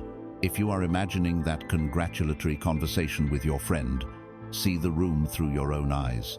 See your friend's face, their smile. Hear their voice with your own ears. Feel the chair you are sitting on, the warmth of the coffee cup in your hands. Involve as many senses as you can, but most importantly, above all else, you must conjure the feeling. What is the dominant emotion of your wish fulfilled? Is it relief? Is it gratitude? Is it a quiet sense of satisfaction, a thrilling joy? Find that feeling. That feeling is the blood and life of your visualization. It is the fire that bakes the clay. It is the magnetic force that draws the reality to you. A picture without feeling is a dead blueprint. It has no power. Now, take this short, sensory-rich scene and loop it. Play it over and over again in your imagination, like a short, recurring dream. Each time you loop it, strive to make it more real, more natural. Saturate it more and more with the feeling of reality. Continue this process until you reach the point of satisfaction, the inner conviction that it is done. You may feel a sense of deep peace, a quiet knowing, or even a physical sensation of thrill or release. This is the moment your subconscious mind has been successfully impressed. The seed has been accepted by the fertile soil, and then you let it go. You drop it completely. You do not fret about it. You do not wonder how it will happen. To do so is to dig up the seed to see if it is sprouting. You have created the blueprint and handed it to the master builder. Now you must allow the gestation period to take place. You go about your day with the quiet, confident faith that what you have created in your imagination is now on its way to you in your physical reality. Your work is done. Trust the law. This is the art of visualization. It is not wishing. It is not hoping. It is the disciplined, creative act of inhabiting a future reality so completely that it becomes a present fact in your consciousness, thereby compelling it to become a fact in your world. We have now gathered the great tools of the Creator. We understand the laws. We have learned to master our inner state. We know the power of our spoken word, and we possess the divine technology of our imagination. We are fully equipped. But even the finest architect with the most perfect blueprint can be thwarted if the construction site is filled with obstacles and old, rotten foundations. What are the inner obstacles that prevent our blueprints from becoming glorious buildings?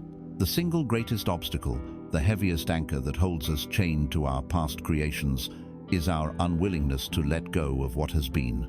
This brings us to the necessary and liberating work of clearing the site, shattering the chains of yesterday, releasing attachments. We have now gathered the sacred tools of the Creator. We understand the laws that govern reality. We know the power of our spoken word, and we have learned to draw the blueprints of our desires in the inner sanctum of our imagination. We are fully equipped.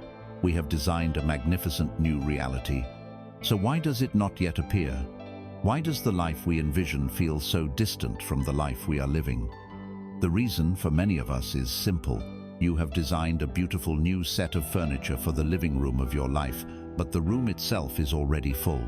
It is crammed from wall to wall, floor to ceiling, with the old, broken, and decaying furniture of yesterday. There is no space for the new to enter. Before we can build, we must first clear the site.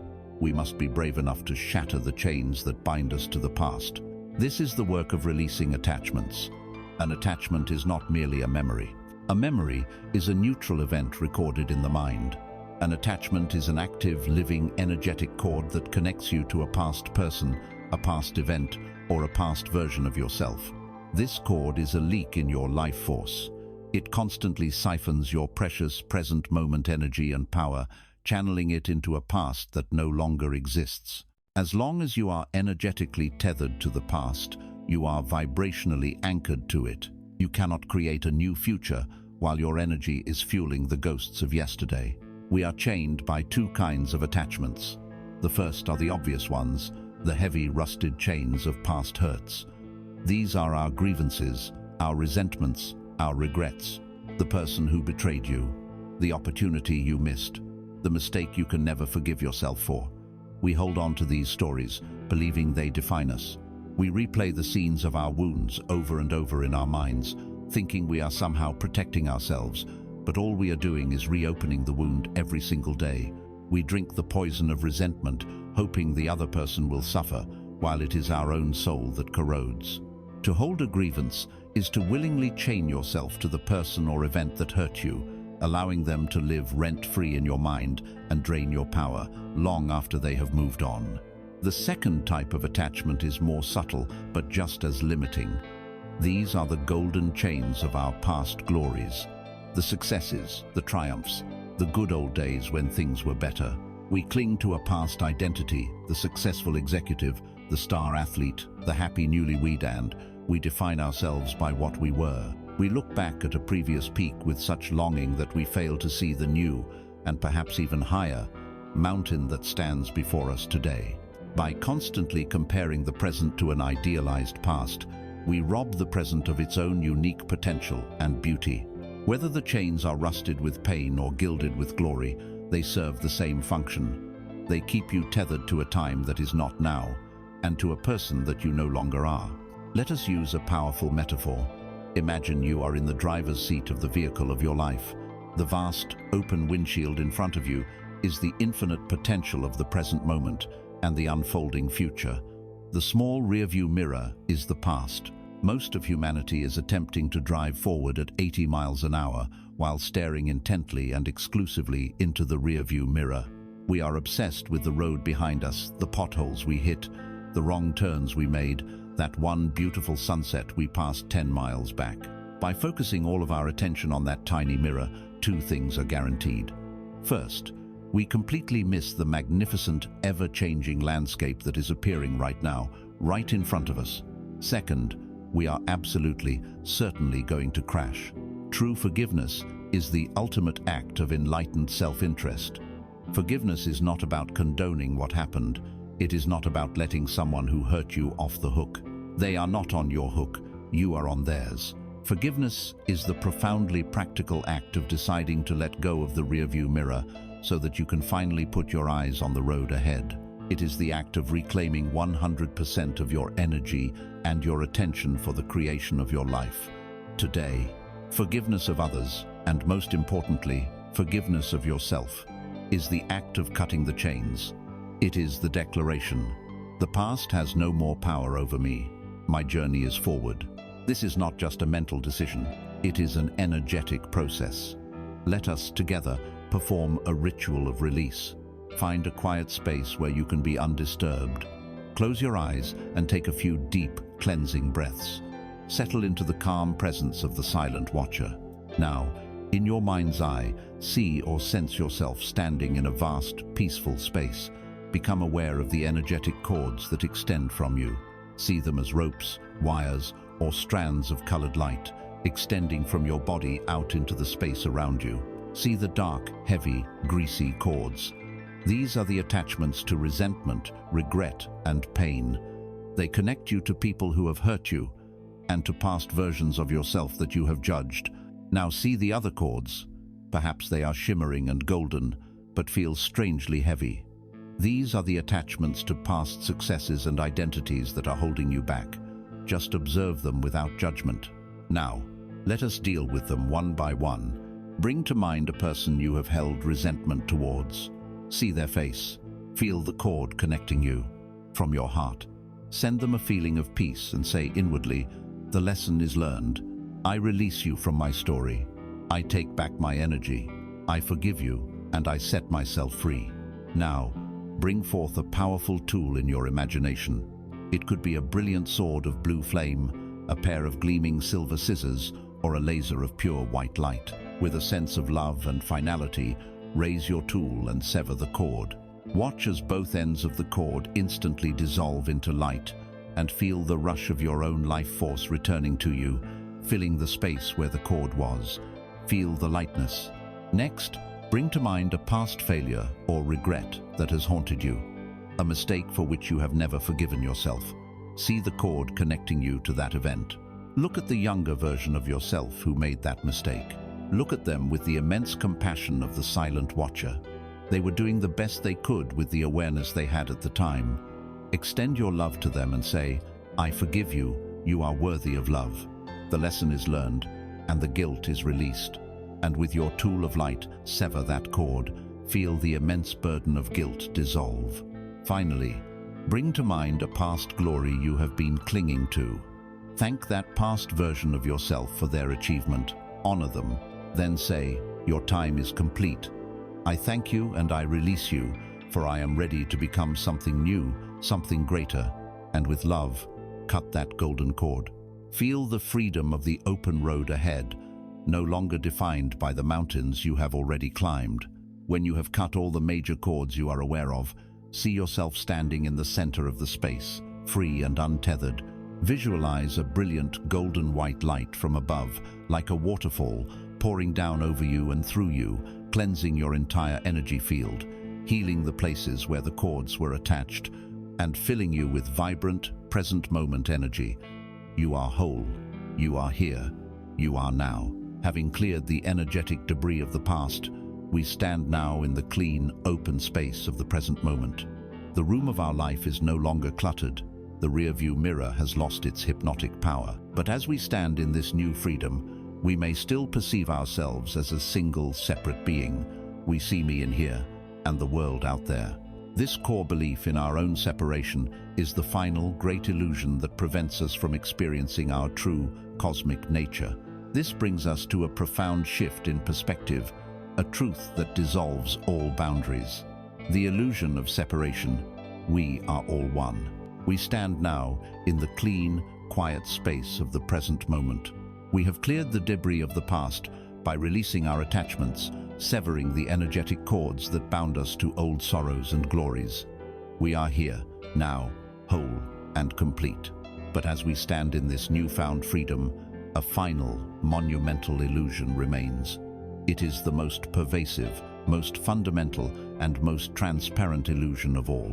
It is the very lens through which we have learned to see the world. It is the belief that this I who is standing here, this body, this mind, this personality is separate from everything else. It is the belief in me here and the universe out there. We now arrive at the great work of dismantling this final wall, of seeing through the foundational myth of separation. This illusion of a separate self begins almost at birth.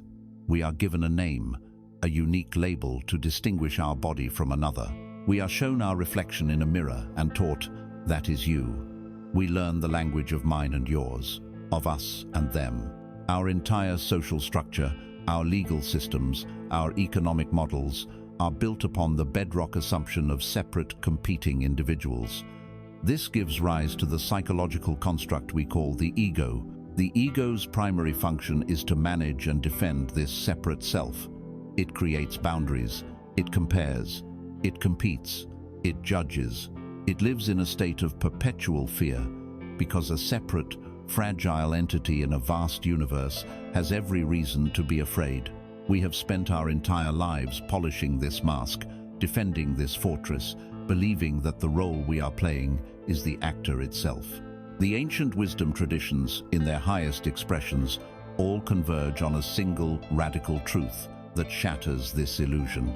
They teach that our separateness is not a reality, but a temporary experience. They tell us that humanity is not a forest of billions of separate trees. Humanity is a single magnificent banyan tree, and each one of us is a leaf upon it.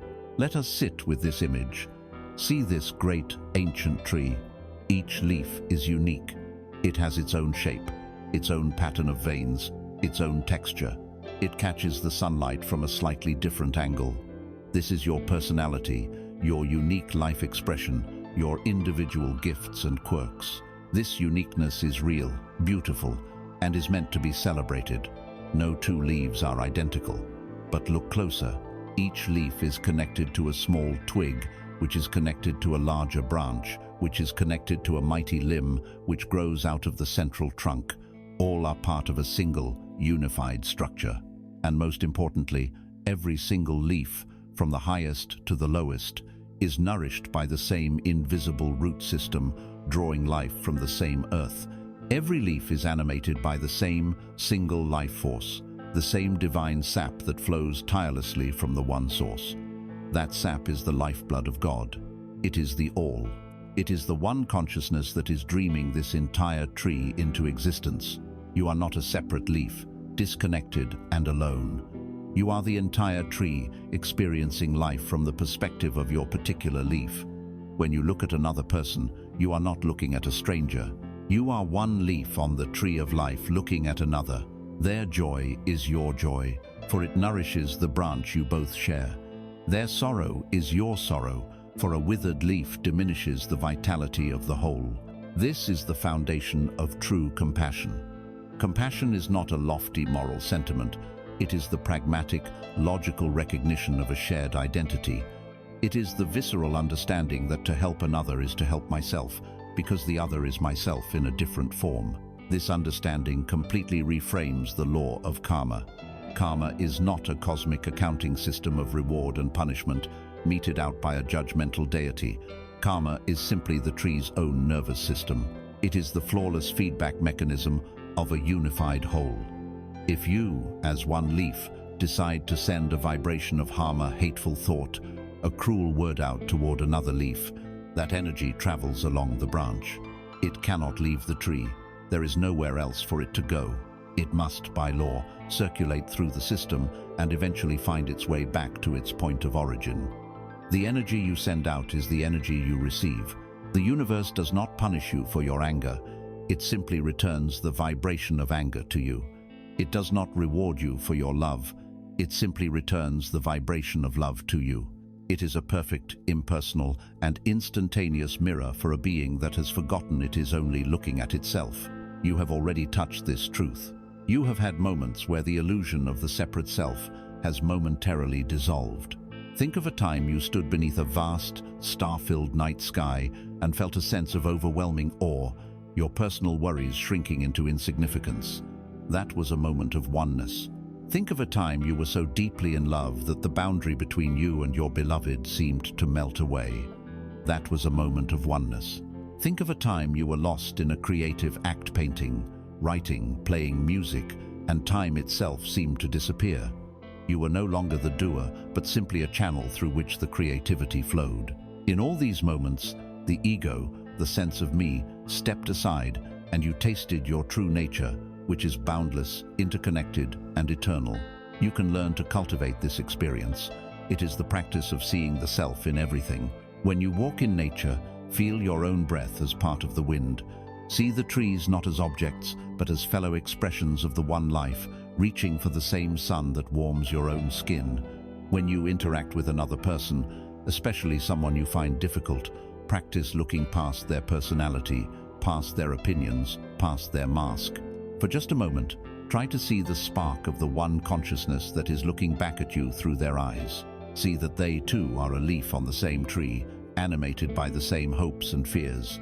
In that moment of seeing, judgment dissolves and compassion is born.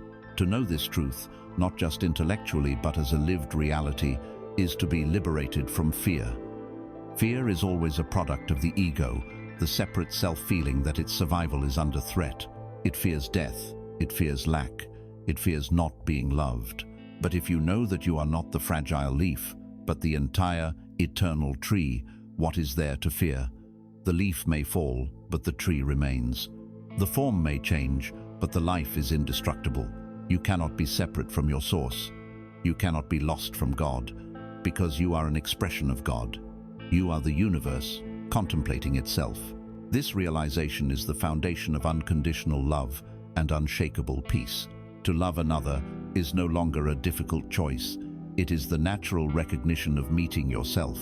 To harm another becomes unthinkable, as it is a direct act of self-mutilation.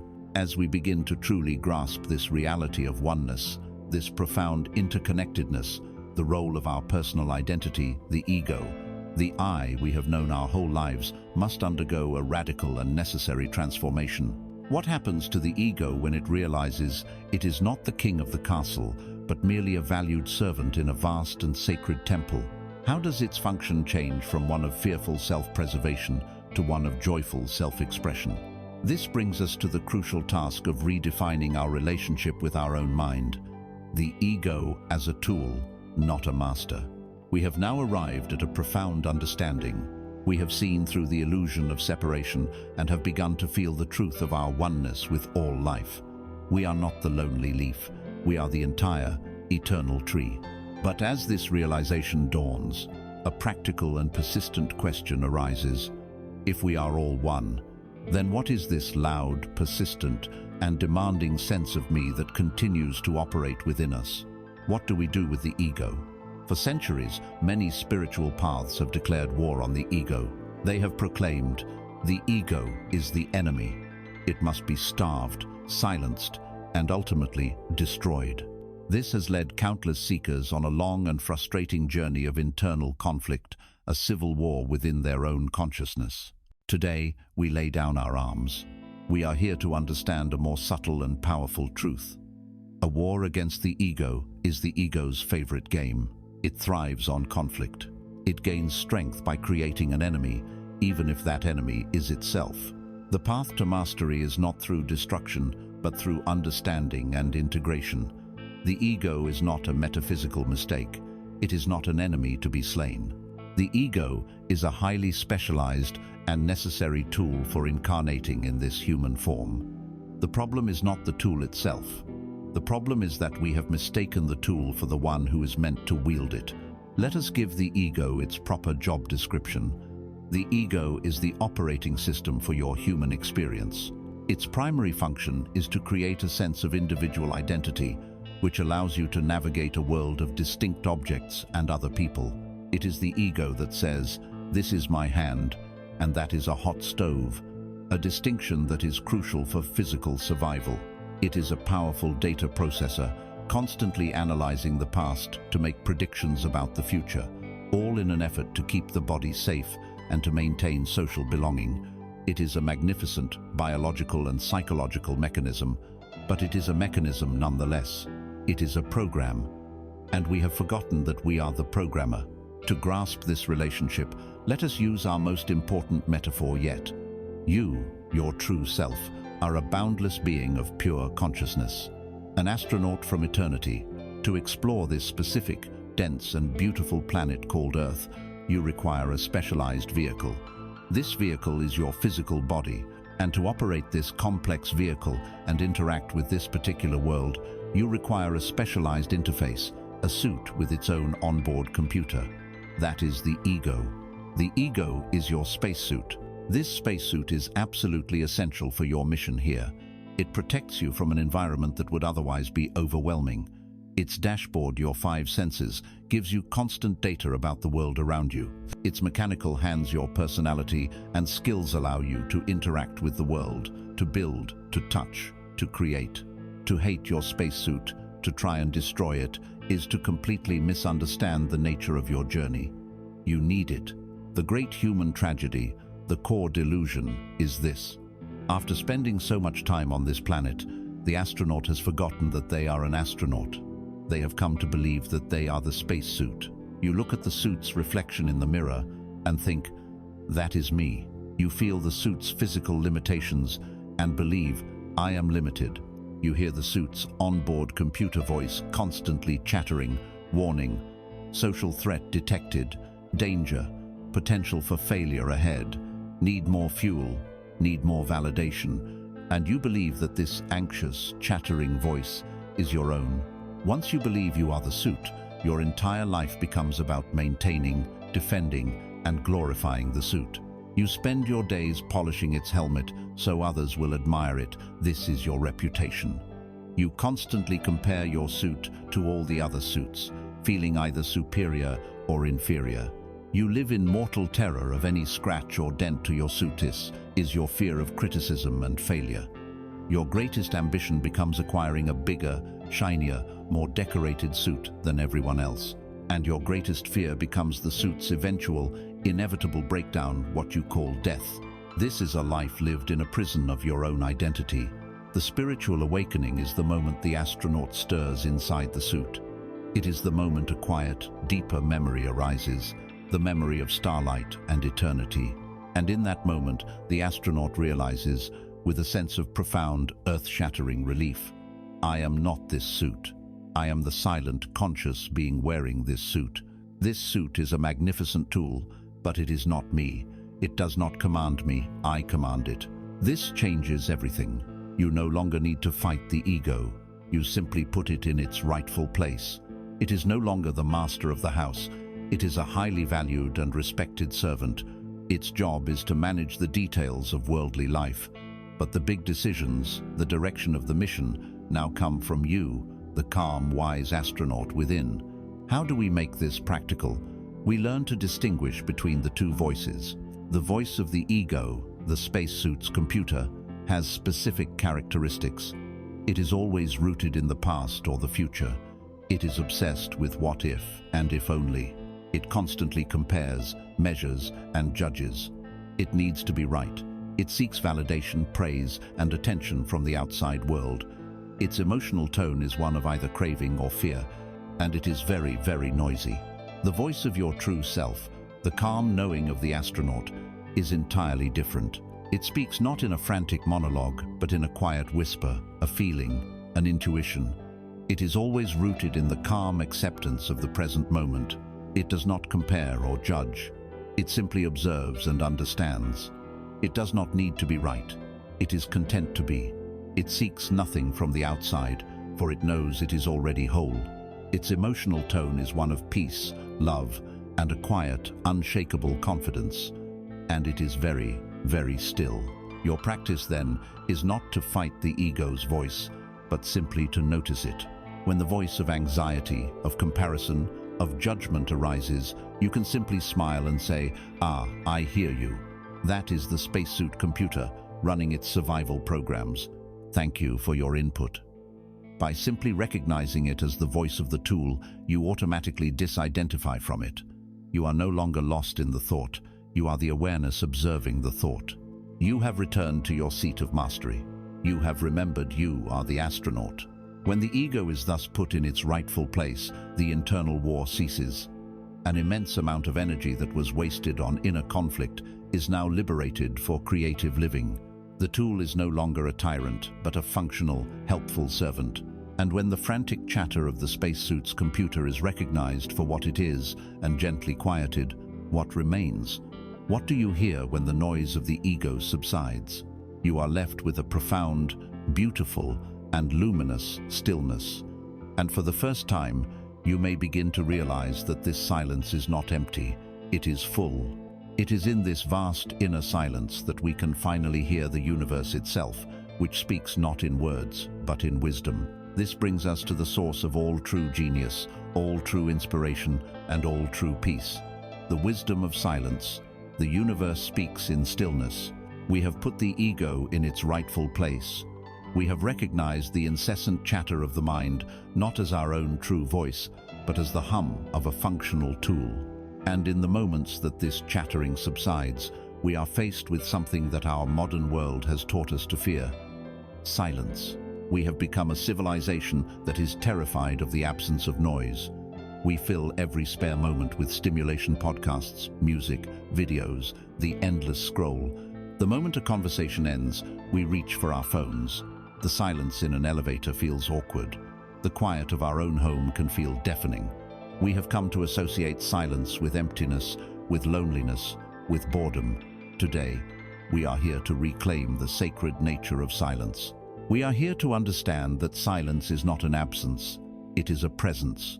It is not a void. It is the womb of all creation. Silence is the canvas upon which the masterpiece of the universe is painted. The sound of a beautiful symphony is meaningless without the silence between the notes. The words I am speaking now would be unintelligible noise without the silent spaces that separate them. Silence is the context for everything. We have been trying to find the answers to our lives in the relentless noise, while all along they have been waiting for us in the stillness. The voice of the universe, the voice of God, the wisdom of your own higher self, does not shout. It does not compete with the frantic, needy screaming of your ego. The ego shouts, "Look at me. What about me? I need this. I'm afraid of that." The universe, in its infinite power and grace, simply whispers. It speaks in the subtle language of intuition, of synchronicity, of quiet knowing. If your mind is a constant storm of your own noise, you will never hear it. It is like standing next to someone whispering the secrets of existence while you have headphones on, blasting music at full volume. The first and most vital step to hearing the guidance you seek is to have the courage to turn down the volume of your own mind. You must be willing to become quiet. Let us use a metaphor to understand this. Imagine that your mind is a deep, clear lake. At the very bottom of this lake, buried in the soft sand, lie countless, luminous pearls of wisdom. They are the answers you seek, the clarity you crave, the creative ideas that will transform your life. They are your birthright. But for most of our lives, the surface of this lake is in a state of constant agitation. Every anxious thought we think is a stone tossed into the water, creating endless ripples. Every fear is a frantic wind, whipping the surface into choppy waves. The constant churn stirs up the sediment from the bottom, making the water cloudy, murky, and opaque. In this state, it is impossible to see the pearls. We stare at the turbulent, muddy surface of our own minds, and we believe that this chaos is all there is. We conclude that we are confused, that we don't have the answers, that we are lost. The practice of seeking silence is the simple act of stopping the throwing of stones. It is choosing to still the winds of anxious thought. You do not have to force the lake to become calm. You cannot wrestle the water into stillness.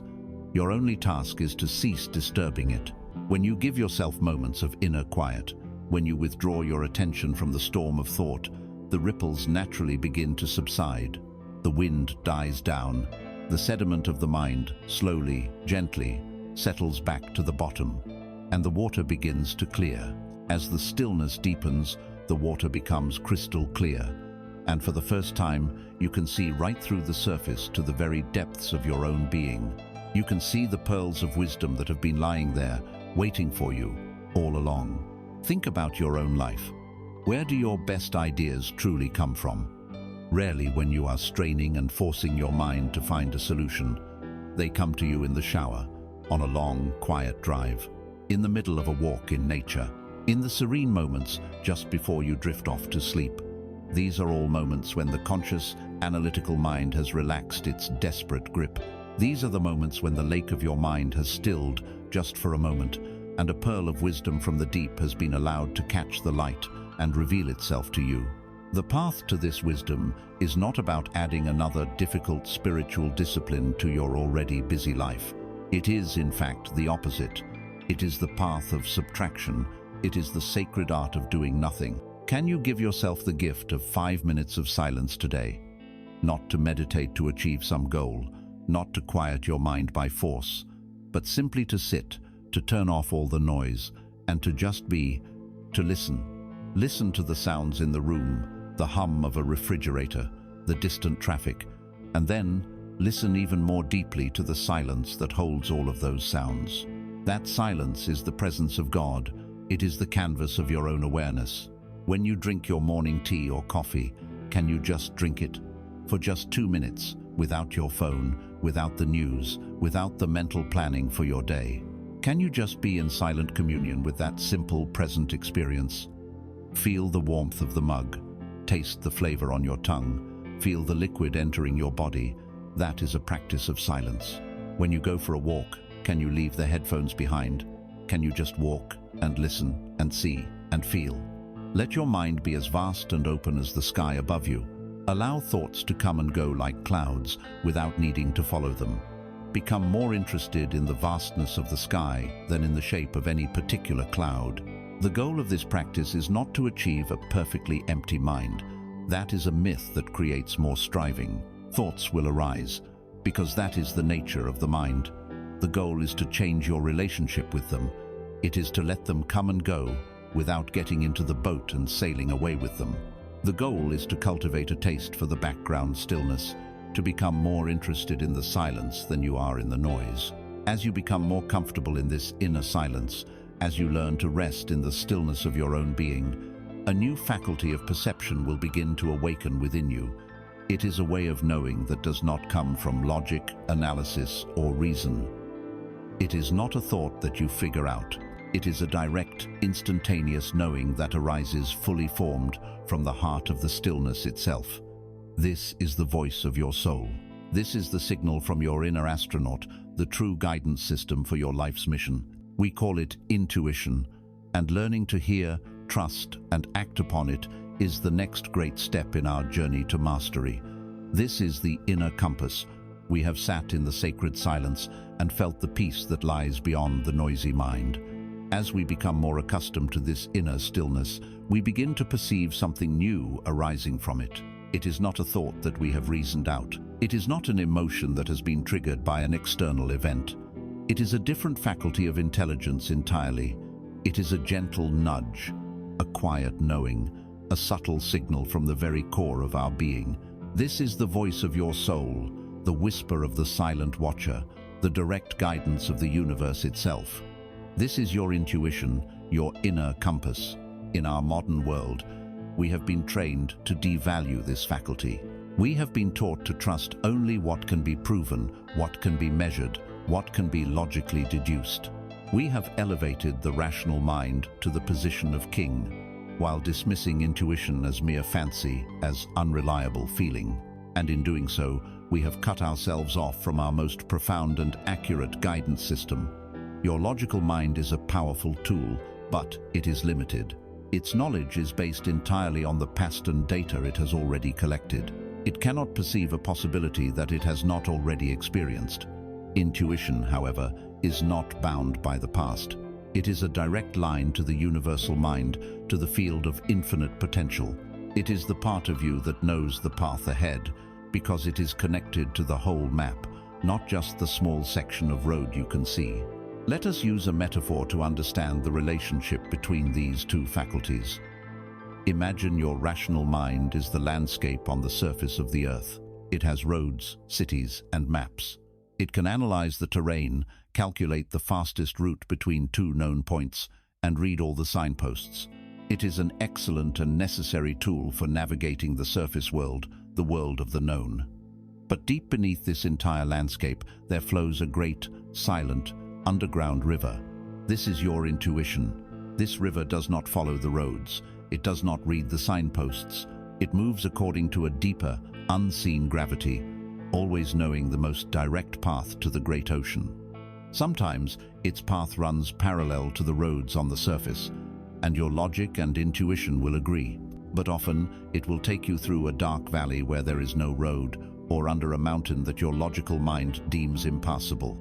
To live only by your logical mind is to be a traveler who only ever uses the official highways. You can have a successful journey, but you are forever limited to the known world. To become a master of your life is to learn how to dowse for this hidden river. It is to learn to quiet the surface noise, to put down the map of past experience, and to feel for the subtle pull of the current deep beneath your feet. It is to have the courage to follow that flow, even and especially when it does not make logical sense.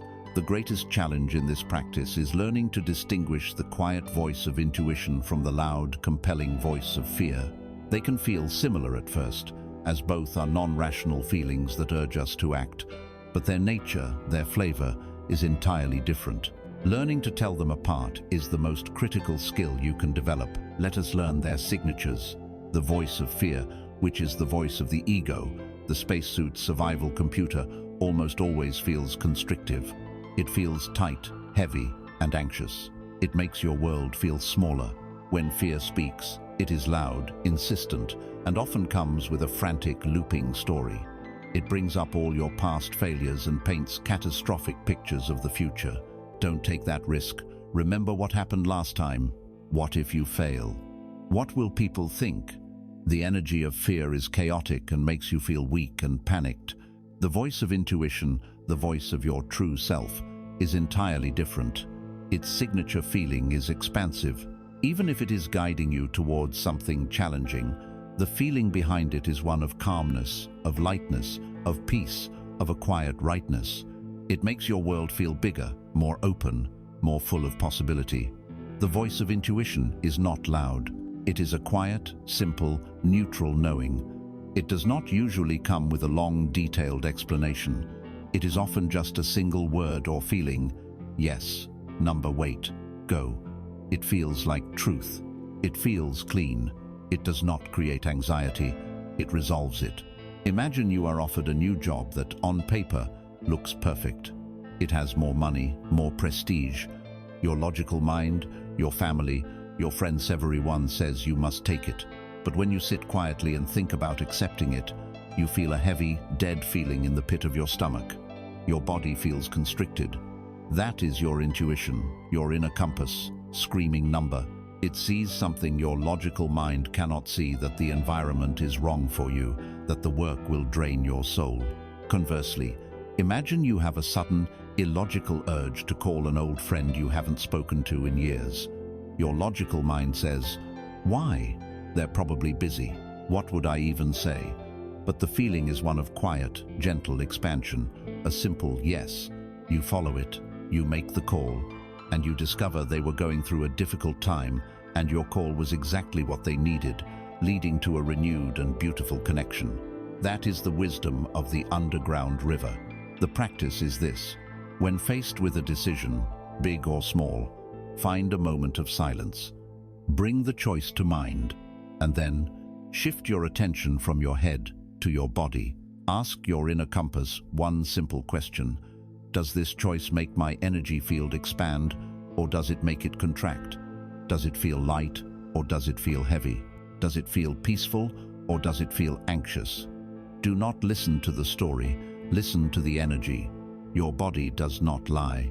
The feeling of expansion is always your true north. The feeling of contraction is always a sign to pause, to question, to look deeper.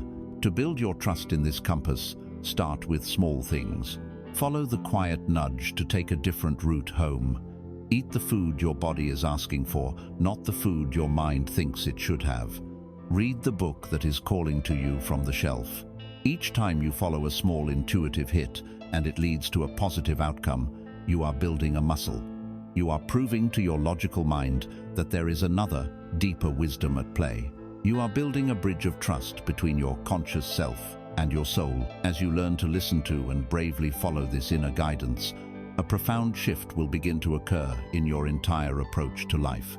You will stop striving so hard. You will stop trying to force outcomes, to manipulate events, to control every variable. You will realize that your intuition is not just giving you random tips.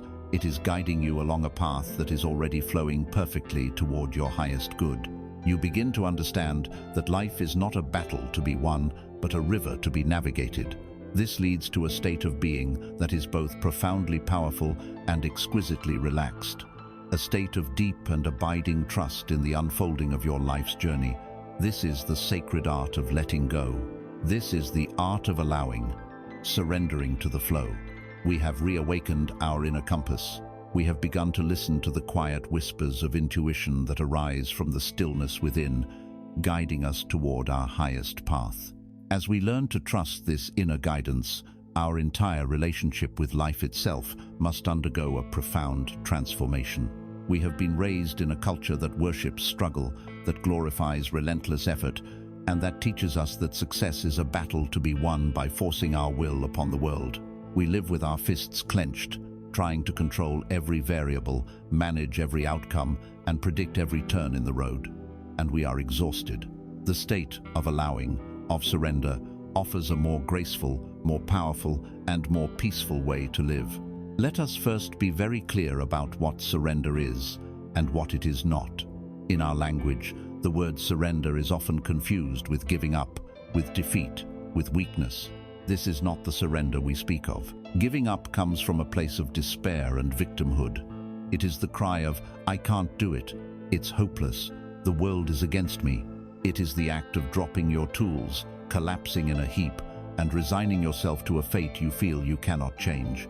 It is a low vibration state of powerlessness. The art of allowing, of sacred surrender, is the very opposite. It is an act of supreme trust and profound power. It comes from a place of knowing that you are a co-creator with a universal intelligence that is infinitely wise and benevolent. It is the calm declaration of, "I have done my part to the best of my ability. I have planted the seed. I have tended the soil. Now, I release my desperate grip on the outcome, and I trust the great laws of creation to bring forth the harvest in the perfect time and the perfect way." It is not an abdication of power. It is an alignment with a greater power. To truly understand this dance between effort and trust, let us use the metaphor of a rower on a great river. The river is the flow of life, the Tao, the ever-moving current of universal intelligence. And its destination is always the great ocean of your highest good, of greater expansion and love. The current of this river is always flowing. Your part in this journey, the rower's job, involves a few crucial tasks. First, you must have a general sense of where you want to go. This is your power of intention, of visualization. You look downstream and decide you would like to land at a beautiful sunlit cove. Second, you must use your paddles. The paddles are your actions in the world, the work you do, the words you speak, the choices you make. You use them to steer your boat, to keep it pointed in your desired direction, and to navigate around the obvious rocks and obstacles you can see. This is the masculine principle of focused, intentional action. You must do this part. You must paddle. But here is the secret the wise rower knows. Your paddling is not what is moving the boat downstream. The river is moving the boat. The current is providing 99% of the power. Your paddling is simply for steering. The anxious, unenlightened rower does not understand this. He believes his own frantic effort is the only thing making him move. He tries to control the river. When the river makes a wide bend and his desired cove temporarily disappears from view, he panics. He starts paddling furiously against the current, trying to force the river to go in a straight line. He exhausts himself, gets nowhere, and curses the river for not behaving as he wishes. This is the state of most human strivinga, stressful, exhausting fight against the natural flow of life. The wise rower, the one who understands the art of allowing, does their part. They steer with intention, but they cooperate with the current. They trust the river. When the river bends, they do not fight it. They simply keep their boat in the strongest part of the current and allow the river to carry them. They know that even if they cannot see their destination around the bend, the river has not forgotten the way to the ocean.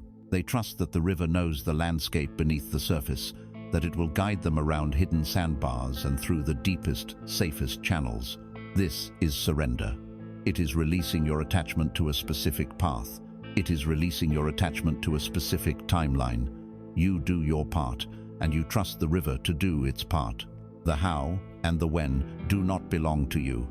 They belong to the divine intelligence of the flow. Your only job is to stay in a state of faithful action, steering your boat in the direction of your desire, while trusting the current that is carrying you. How do we practice this in our daily lives? You still set your goals. You still create your vision boards.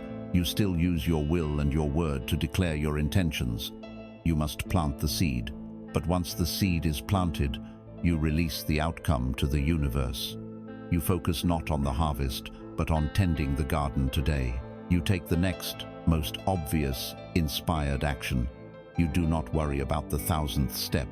You simply take the first step that your intuition guides you to take now. When you live in this state of allowing, you stop looking for walls and you start seeing open doors.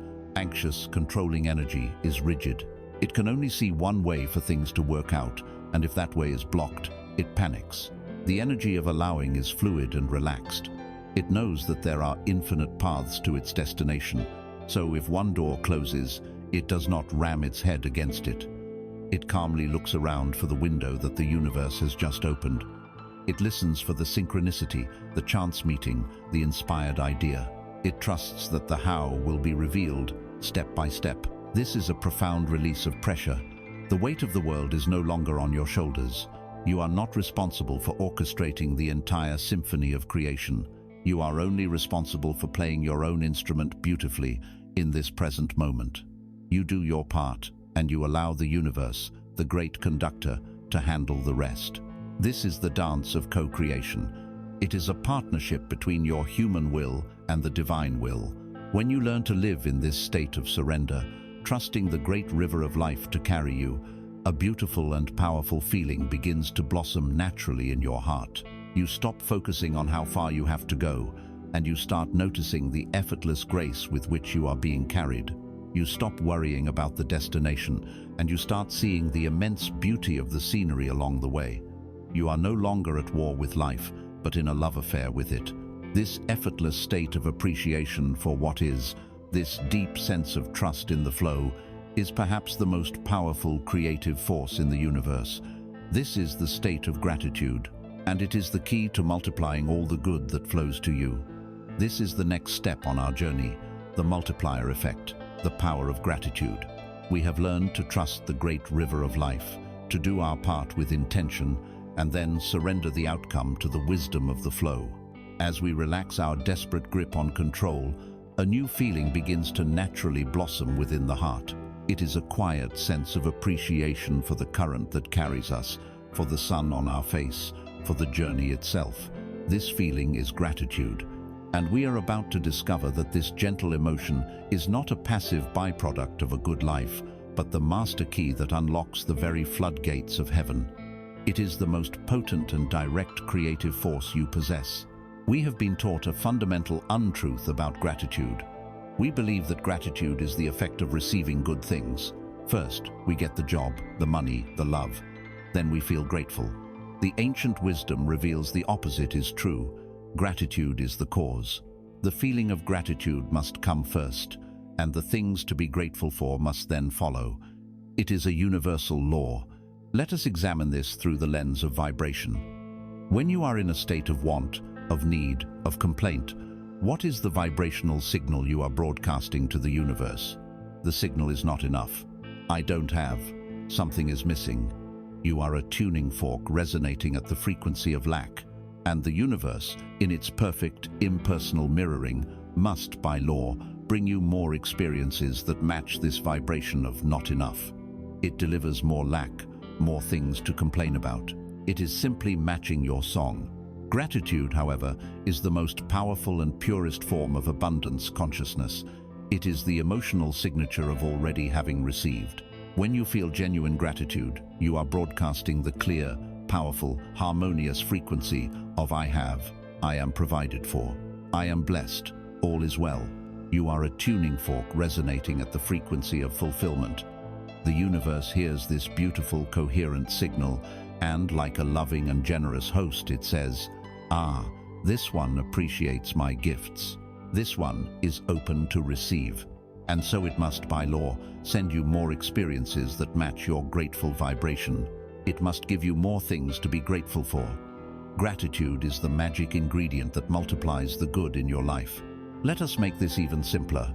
Imagine the universe is an infinitely generous and loving friend. This friend delights in giving you gifts. Now, imagine this friend gives you a beautiful, nourishing meal, but instead of enjoying it, you complain that it's not the exact meal you were expecting. You point out that the plate is slightly chipped. You grumble that your neighbor seems to have gotten a bigger portion. How does your generous friend feel? They feel that their gift, given with love, was rejected and unappreciated. They will naturally become hesitant to offer you more gifts in the future, knowing that they will likely be met with more complaint. This is how many of us treat the daily gifts of the universe. Now, imagine the alternate scenario. Your friend offers you a simple glass of cool, clean water on a hot day. You receive it, and a wave of genuine, heartfelt gratitude washes over you. Your eyes light up. You say, "Thank you. This is a true blessing. This is exactly what I needed." How does your generous friend feel now? Their heart soars. They are filled with joy because their gift was truly received and appreciated.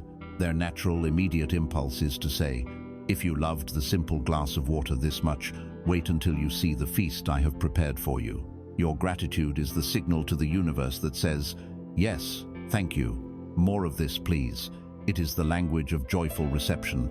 This is not a mental trick. It is a transformation of your entire being. So how do we cultivate this state, especially when things in our outer world are not as we wish them to be? We start small. We start with what is right in front of us. Let us practice together, right now. Pause for a moment. Find one single thing in your immediate experience for which you can feel a flicker of genuine gratitude. It does not have to be big. Perhaps it is the chair that is holding and supporting your body. Can you feel a small wave of thankfulness for its support? Truly feel it. This chair is holding you, allowing you to rest. It is a gift. Perhaps it is the air entering your lungs, this invisible, life-giving ocean in which we live. Can you take one conscious breath and feel gratitude for the miracle of air? It is a gift. From that one small feeling, let it expand. What else? Your heart, beating faithfully in your chest without any conscious command from you. The sense of hearing that is allowing you to receive these words across space and time. The roof over your head, the memory of a loved one's smile, the beauty of a single flower. Do not just think about these things. Choose one and let the feeling of gratitude for it fill your heart. Let it warm your chest. Let it bring a small smile to your lips. This feeling, this vibration, is the prayer. I invite you to begin a simple, life-altering daily practice. It will take no more than 5 minutes, but it will change the entire trajectory of your reality more powerfully than hours of struggle. Every morning, before your feet touch the floor, or every night, just before you fall asleep, find 3 new, specific things for which you are genuinely grateful. Do not let it become a rote mental list. For each one, close your eyes, bring it to mind, and marinate in the feeling of appreciation. On days when you feel lost in darkness, when gratitude feels impossible, start with the absolute basics. I am grateful that I am breathing. Feel the truth of that. I am grateful that my heart is beating. Feel that faithful rhythm. I am grateful for the sun that rose this morning, even if I cannot see it. Start there. The smallest seed of gratitude, if watered with your attention, can grow into a mighty tree of joy. When you live from a state of gratitude, you are no longer operating from a place of lack, of striving, of needing something from the outside world to make you happy. You are operating from a place of fullness. You become a sun, radiating the warmth of appreciation, rather than a black hole, trying to pull energy in from the outside. And by the great law, the universe must match your radiance. As you begin to live in this state of profound gratitude, your perception of the world begins to shift. You start to notice the grace, the intelligence, the support that is everywhere. You see the divine, not just in the grand miracles, but in the exquisite details of your daily life. And as you appreciate the unique and beautiful gifts that you yourself have been given, your talents, your passions, your very existence, you naturally begin to ask a new question. You move from, "What can I get?" to, "What can I give?"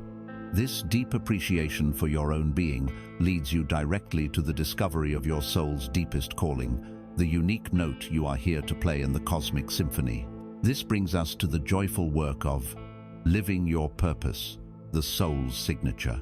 As we learn to live in a state of profound gratitude, a natural shift occurs.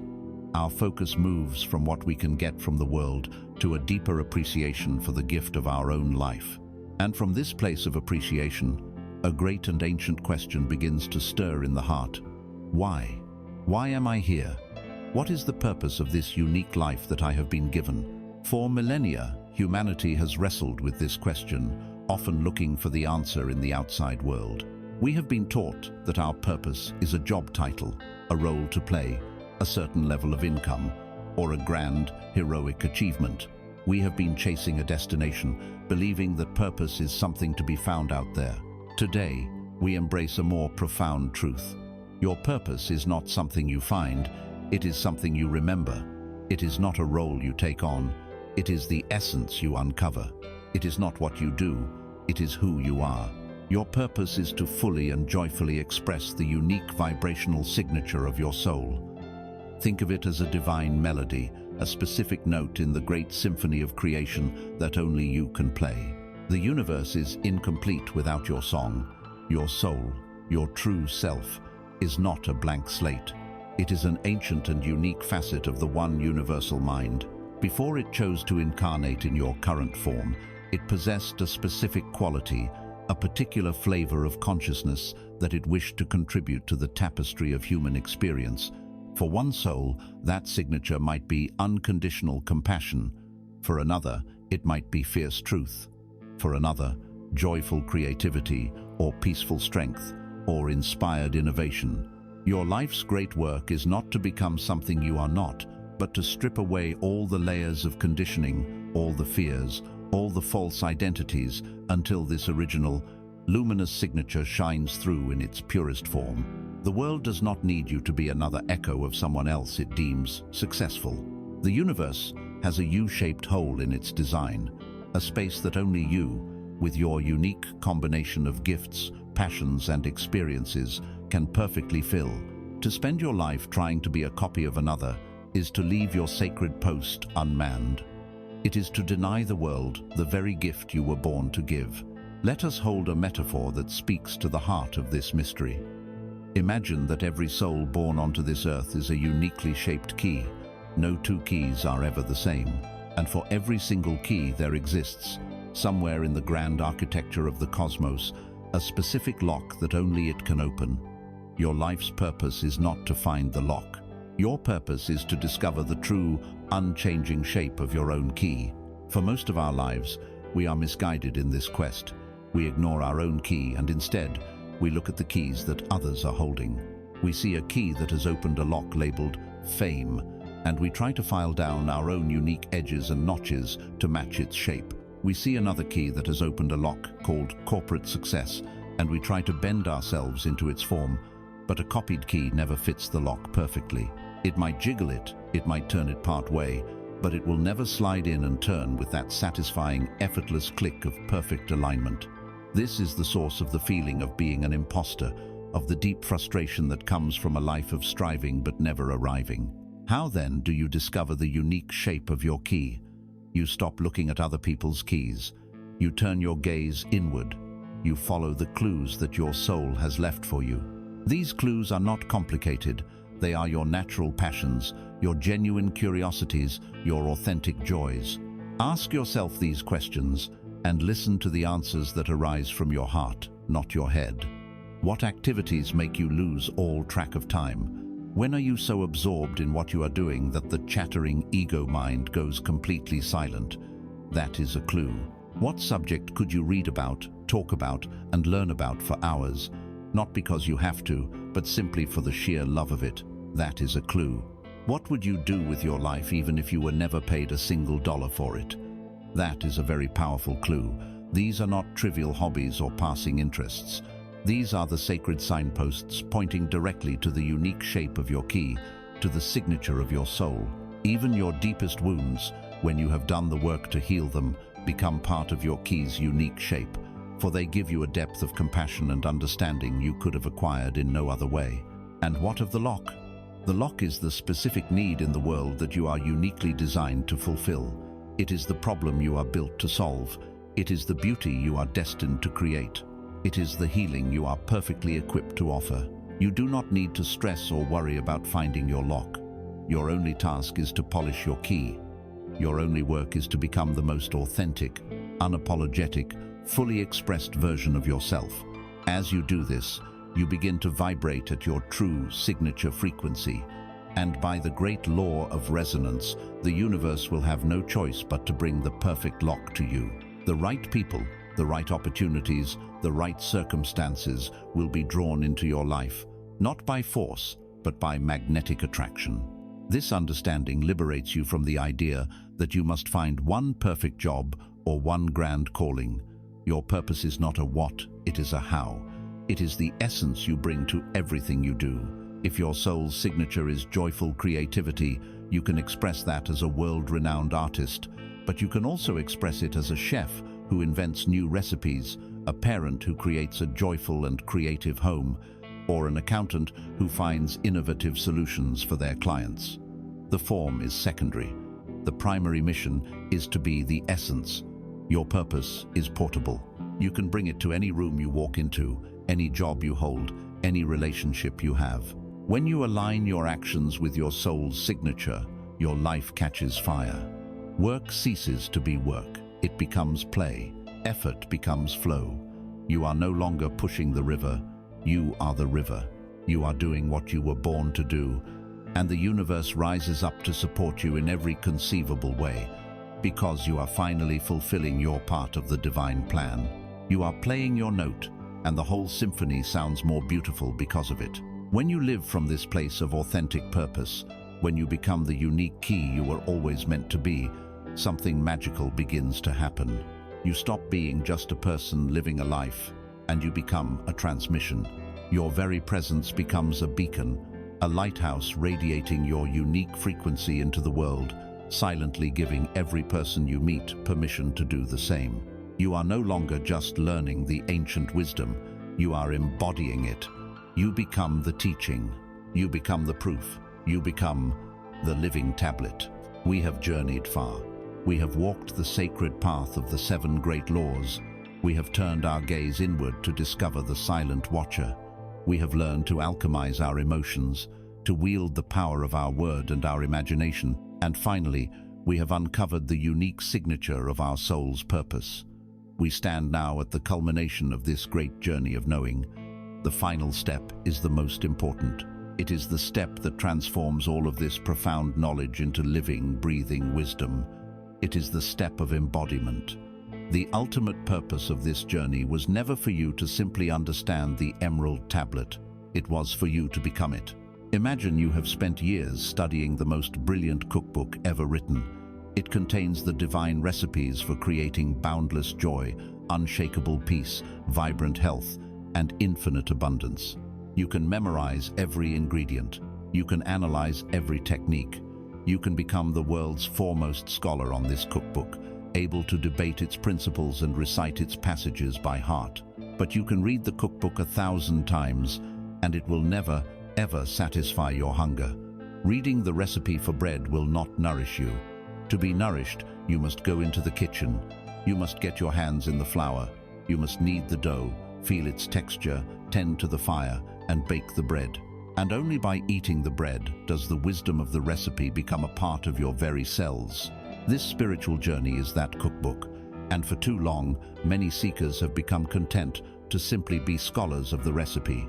They collect spiritual concepts and philosophies like rare ingredients they keep on a shelf. They can speak eloquently about oneness, vibration, and surrender. But their lives do not reflect this knowledge. Their inner kitchen is cold, their hands are clean, and they are still starving. Embodiment is the sacred act of taking the recipe into the kitchen of your life. It is the choice to stop being a mere student of the principles and to start being a living experiment of them. You take the ingredients of your own daily life, your thoughts, your feelings, your challenges, your relationships, and you begin to apply the wisdom. You no longer just know that your thoughts create reality. You become a vigilant guard at the gate of your mind. You no longer just understand the law of vibration. You actively cultivate the feelings of gratitude and joy to consciously tune your frequency. You no longer just agree with the principle of polarity. When you feel the grip of fear, you consciously practice reaching for the feeling of courage. This is what embodiment looks like in your day-to-day existence. When you face a difficult circumstance, instead of immediately blaming the outside world, you embody the principle that all is mind. Your first question becomes, what is the thought, what is the belief within me that is contributing to this outer reflection? You take ownership. You become a masterful gardener of your inner world, because you embody the truth of as above, so below. You know that every mood, every feeling, every stray thought is a seed you are planting in the fertile soil of your subconscious, and you choose your seeds with conscious care. You become the conductor of your own energy, because you embody the law that everything vibrates. You recognize your emotional state as your point of attraction, and you learn to use tools like gratitude and appreciation to lift your vibration, not as a form of denial, but as an act of conscious creation. When the pendulum of life swings into a difficult season, you embody the wisdom of rhythm. You do not fight the winter. You honor the need for rest, for introspection, for healing. You trust that this fallow period is gathering the energy for a new spring, and in the summers of your life, you dance with joy, but you do so with gratitude and foresight, knowing that all things move in cycles. You take your hands firmly back on the loom of your life because you embody the law of cause and effect. You release all blame, all excuses, all stories of victimhood. You accept your divine power and your radical responsibility as the sole weaver of your destiny. You learn to dance between doing and being, between action and trust, because you embody the principle of gender. You learn when to apply your masculine will to take decisive action and when to relax into your feminine faith, allowing the universe to incubate your creations. And you walk through the world with a new sense of peace and compassion because you have viscerally experienced the truth of oneness. The illusion of the separate self has been shattered, and you see the face of your own soul looking back at you through every pair of eyes you meet. This is the path of embodiment. It is the grand synthesis of all we have learned. It is no longer a philosophy, it is your lived reality. The ancient emerald tablet, etched in stone by the great Thoth, was never the true source of the wisdom. It was only ever a symbol, a signpost, a reflection in matter of a truth that is eternal and alive. The real tablet was never stone. The real tablet is you. You are the living tablet.